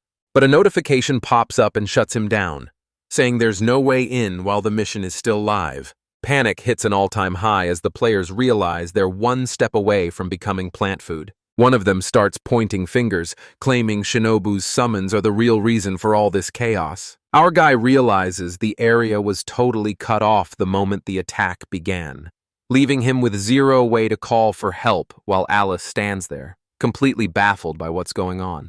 Shinobu barks at them to forget the orc and stay on mission, because that plant is spreading fast and devouring everything in its path, leaving a terrified girl to ask if it even eats monsters while the young man. He shouts that the thing is literally growing larger as he speaks. Isabella suddenly bursts onto the scene, shouting that the city is falling into total chaos and begging Shinobu to jump into the fight. He puts her in command of the entire army, ordering her to hold the city's defenses no matter the cost. Licht steps forward, demanding to know exactly what his next move is in this chaos. The mage snaps back, swearing he's going to hunt down and crush the ancient flower's true form. Isabella's jaw drops in shock, but the guy just gives a cool nod and tells her they've got this covered. He summons Gabriel, Tsukiyomi, and the servers, and just like that, everything is finally back to normal. He looks Alice in the eyes and begs her to wait right there until he gets back. She looks absolutely devastated, but he looks her dead in the eye and tells her the city's survival is on her shoulders, and he's putting all his faith in her. Beaming with pure joy, Alice steps up and vows that she'll be the one to keep everyone safe. Just a few hours go by and that flower has ballooned to an absolutely massive size. Tsukiyomi demands to know the game plan, but Shinobu tells him they're just rolling with this for now. The clock is ticking. Only 20 seconds until those roots get wrecked. So he shouts for Gabriel to stop holding back and unleash everything. He commands the servers to unleash their abilities and shield everyone from the chaos. But Tsukiyomi shuts him down instantly, telling him to save his breath because she already knows exactly what needs to be done. He stands tall, oozing confidence as he tells him to buckle up because it's game time. Right in the heart of the city, Alice readies her weapon while Isabel gets her mechanical arm locked and loaded. A massive army looms ready for blood. And just like that, the all-out assault kicks off. Shinobu takes to the skies to rain down hell from above. Everyone lunges forward at once, hammering those roots with every last ounce of power they've got. She's rocking a flower, but her magic is stuck at a pathetic level 5. Gabriel doesn't hold back for a second, unleashing the blinding power of holy nuclea. A rain of nukes slams into the ground, triggering a colossal blast that wipes everything off the map. Our rookie mage unleashes a strike that literally tears through dimensions. But his heart sinks when he realizes that massive strike didn't even shave off a single % of the boss's health. He finally drops the act and unleashes his terrifying true form. Gabriel leans in, desperate to know, did Shimabu just confirm that this is actually the legendary ancient flower? Suddenly, the flower's massive main body finally reveals its true form. The ancient flower lets out a bone-chilling shriek as a nightmare army of absorbed beasts crawls right out of its roots. Courage has reached a whole new level, and let me tell you, he's looking more monstrous than ever. The kid screams out to Tsukiyomi at the top of his lungs. In Summoned Warrior, he taps into level 5 magic to drop a massive wall of fire right in that monster's path. Shinobu warned they'd be buried under a mountain of enemies before they split. But that's exactly why they brought Tsukiyomi.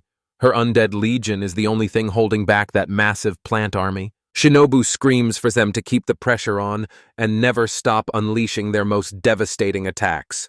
A warning flashes right in the mage's face. His spell is getting shut down. And just like that, the undead dissolve into nothingness, leaving Tsukiyomi completely stunned. She's completely baffled. Her mana bar is still full, but for some reason, her spells just won't trigger. That surge of magic acts like a dinner bell, and now every monster is charging straight for it. He tries to keep things in line, but Shinobu is moving like a total blur. He kicks it into high gear, racing to the top to make sure that summit stays safe. She bows her head, apologizing for the absolute chaos she just caused, and he pulls her close and makes it crystal clear. None of this is her fault. The mage tries to fire off his magic, but a system alert shuts him down instantly. Summoning is restricted, leaving a stunned Tsukiyomi to yell, "What's going on?" Fed up, the guy screams at the administrator, calling her out because he knows she's been watching his every move. Gabriel reaches out, skipping the apology he definitely owes for losing his cool, and drops the bombshell that someone is sabotaging the entire system.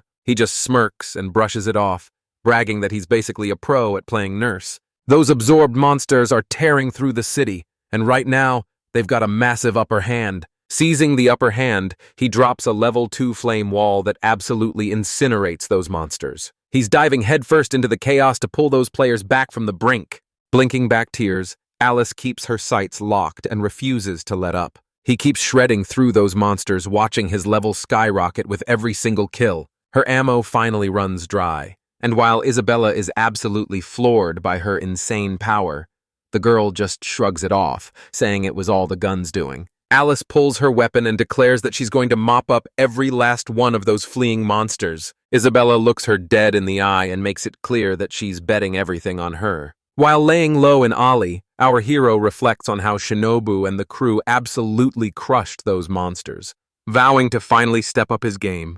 But when Alice walks up, he gives her the fright of her life by drawing his steel to strike the beast lurking right behind her. This is the same A-rank player Tsukuyomi absolutely demolished during the exam, and he's actually checking in on her, complaining about how everyone's been roasting him for losing. She's clearly on edge as she thanks him, but the second she tries to stand up, he lunges straight for her weapon. He hits the dirt hard, leaving a super annoyed Alice to demand what the heck he thinks he's doing. He snaps back, asking if this is seriously the thanks he gets for saving her life. Alice is convinced that every man on Earth is total garbage compared to her master, so she snaps at the creep, explaining she only drew her blade for self-defense. But he just flashes a wicked grin and demands she hand it over. He calls her out, saying he watched her crush those monsters and thinks she's a total loot hog for keeping all the drops to herself. He scoops the weapon off the dirt, sending Alice into a total rage as he reveals it's a relic from the heavens, proving Shinobu is likely a literal god. Finger itching on the trigger, he growls that the whole situation is seriously getting under his skin. She warns him that she's the only one who can wield that power, but it comes with a massive price. He insists the weapon is strictly for her safety, which pretty much confirms she's the most important person in Shinobu's world. This dude starts ranting about how women have life on easy mode, fully convinced he can play Shinobu like a fiddle by exploiting her feminine side. Down on the dirt, she throws herself in front of her master, desperately screaming to know why he's doing this. He slams his boot into her again and starts tearing at her clothes, snarling that since he's out of cash, the guys can just use her for entertainment instead. He pins her down with a twisted grin, gloating about how perfect it is that she's still so innocent. Alice flashes back to the moment Shinobu rescued her, recalling Gabriel's words that her unwavering loyalty to the mage is exactly what makes her so powerful. Suddenly, a rotting corpse looms right behind him, and he has absolutely no idea what's happening. He snatches the opening and makes his move to break free. It was all finally going down, but right at the very end, he felt a massive wave of danger closing in. The guy starts freaking out, begging her to stay and swearing that the whole thing was just a prank. Alice lets a single round fly that grazes his ear, as she asks why guys like him are always so ruthless when they're on top, only to start begging for their lives the second the tables are turned. She levels her weapon at him, declaring that if he thinks he can do whatever he wants and call it a joke, then she's about to play by those same rules. She blasts a shot right into his arm, and as he's howling in agony, she has the nerve to claim she only pulled the trigger as a joke. He's sobbing and begging for his life, but Alice refuses to even finish him off, telling him that his total lack of conviction makes him way more pathetic than the man she already put in the ground. The man desperately asks Hilt if he can be forgiven, and she gives him the mercy he was praying for. Right on cue, a pack of monsters lunges out of the shadows and tears right into him. Alice lets out a laugh, telling him that when the dust finally settled, she was the only one who ever truly forgave him. The quartet jumps into survival mode, desperately hacking away at those relentless vines. Another vine lashes out, nearly skewering him, but he survives by the skin of his teeth thanks to a stroke of pure luck. That single slash rips through, forcing a bone-chilling scream out of the ancient flower. He's striking the perfect sweet spot between raw, destructive power and an ironclad defense. Shinobu realizes he's hitting his limit, and while he originally banked on a quick victory using Tsukuyo and his summons, this battle has spiraled into a grueling soul of fight. The mage quickly apologizes to grab their attention, admitting that his initial evaluation was way off the mark. Empty every single trick you've got left, because this is not the time to be holding back. He hurls all over his monitor but manages to slam that healing orb just in the nick of time. A total game changer of a miracle item and for a guy who's this obsessed with playing it safe, it's the ultimate insurance policy. Locking onto him, he ignites his level-free magic to unleash absolute destruction on the elves. He's going for broke, planning to unleash every single one of them. Enraged by the assault, those Bancher flower beasts go absolutely ballistic, lashing out with a tentacle that leaves Shinobu wounded. But he unleashes his hidden power to absolutely crush that monster. That strike landed with massive impact, stopping the beast dead in its tracks. It's finally in motion, and Shinobu is beyond relieved to see her gamble actually paying off. But that massive hit barely dented its HP, and now the monster is unleashing its terrifying second form. Shinobuva is down to his last 30 hewing orbs, and he knows for a fact that's just not going to be enough to finish this. He freezes for a split second, desperately wondering if it's time to completely scrap his plan and try something new. Gabriel calls out to her master, begging for the green light to give everything she's got in one final service. He screams at the top of his lungs, desperately pleading with her to stop before she does something she can't take back. Levita's got this insane system where you can trade items to slowly grind out new skills, and yeah, that includes your summoned beasts too. Gabriel's trump card is a level 6 spell called Final Judgment, and it's designed to absolutely vaporize anything in its path. Sure, the instant kill effect won't work on a boss, but it's still going to absolutely delete a massive chunk of that plant's HP. Our hero is trapped in a nightmare choice. Trigger the power and Gabriel vanishes forever. But if he gets taken out here, his sister is as good as dead. A notification pings, he just leveled up, and a sweet recovery orb is already waiting in his gift box. The mage checks his status and loses his mind because there's no way he should have been able to level up.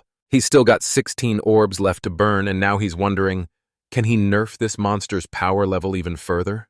The beast lunges back in, slamming into both him and Gabriel with one brutal strike. The kid screams at the Archangel, desperately ordering her to stop before she triggers that ultimate suicide move. They've made up their minds. They're seeing this through to the bitter end. Gabrielle Abriza regroups with her master and immediately dives back into the thick of the fight. Now they're throwing down with a prehistoric blossom that's been waiting eons for a fight. She and her summoned crew keep the blades flying, relentlessly carving through everything in their path. She's shredding those roots to bits because she finally sees the truth. Shinobu and his summoned squad are locking in, bracing themselves for the ultimate final strike. Shinobu goes absolutely nuclear, triggering his self-destruct sequence a staggering 46 times. He lands a devastating blow, absolutely wrecking the beast. He winds up and delivers a massive final blow, crushing the monster and ending the fight once and for all. He delivers the final strike, putting that ancient flower in the dirt for good. Suddenly, a massive announcement rings out. The attack event is finally over. Shinobu collapses to the ground, her body completely spent, but she can finally breathe a sigh of relief knowing they actually pulled off the win. A notification flashes across his screen, revealing he's getting 0 rewards since the Observer TM already paid him up front. Staring at the screen in disbelief, Shinobu mutters the notification aloud, realizing that without that clutch level up, he should have been toast. But since he got the exact amount of orbs needed to win, he suspects the game masters are pulling the strings from the shadows. But that's not all. The mage is dying to unmask the mysterious stalker watching their every move. Exhausted and unable to move a muscle, he shuts his eyes and decides to just block everything out. The administrator corners the world's top-ranked player and hits him with a massive question about whether He asks if they handled things right, and since there's not a single orb left, the guy agrees. The illegal goods are officially out of commission. The bot insists the match is strictly by the books, but the man just smirks, asking her if she enjoyed that little trick he pulled. She stays tight-lipped, refusing to give him even a single word of an answer. The guy doubles down, insisting he's crafted the ultimate death match, and there's no way a fight this intense ends without someone paying a heavy price. Cackling with delight, he announces that the rule breaker is about to face a penalty they'll never forget. And as the observer, he's stepping in to personally drop the hammer on them. I'll catch you guys in the next one. Peace.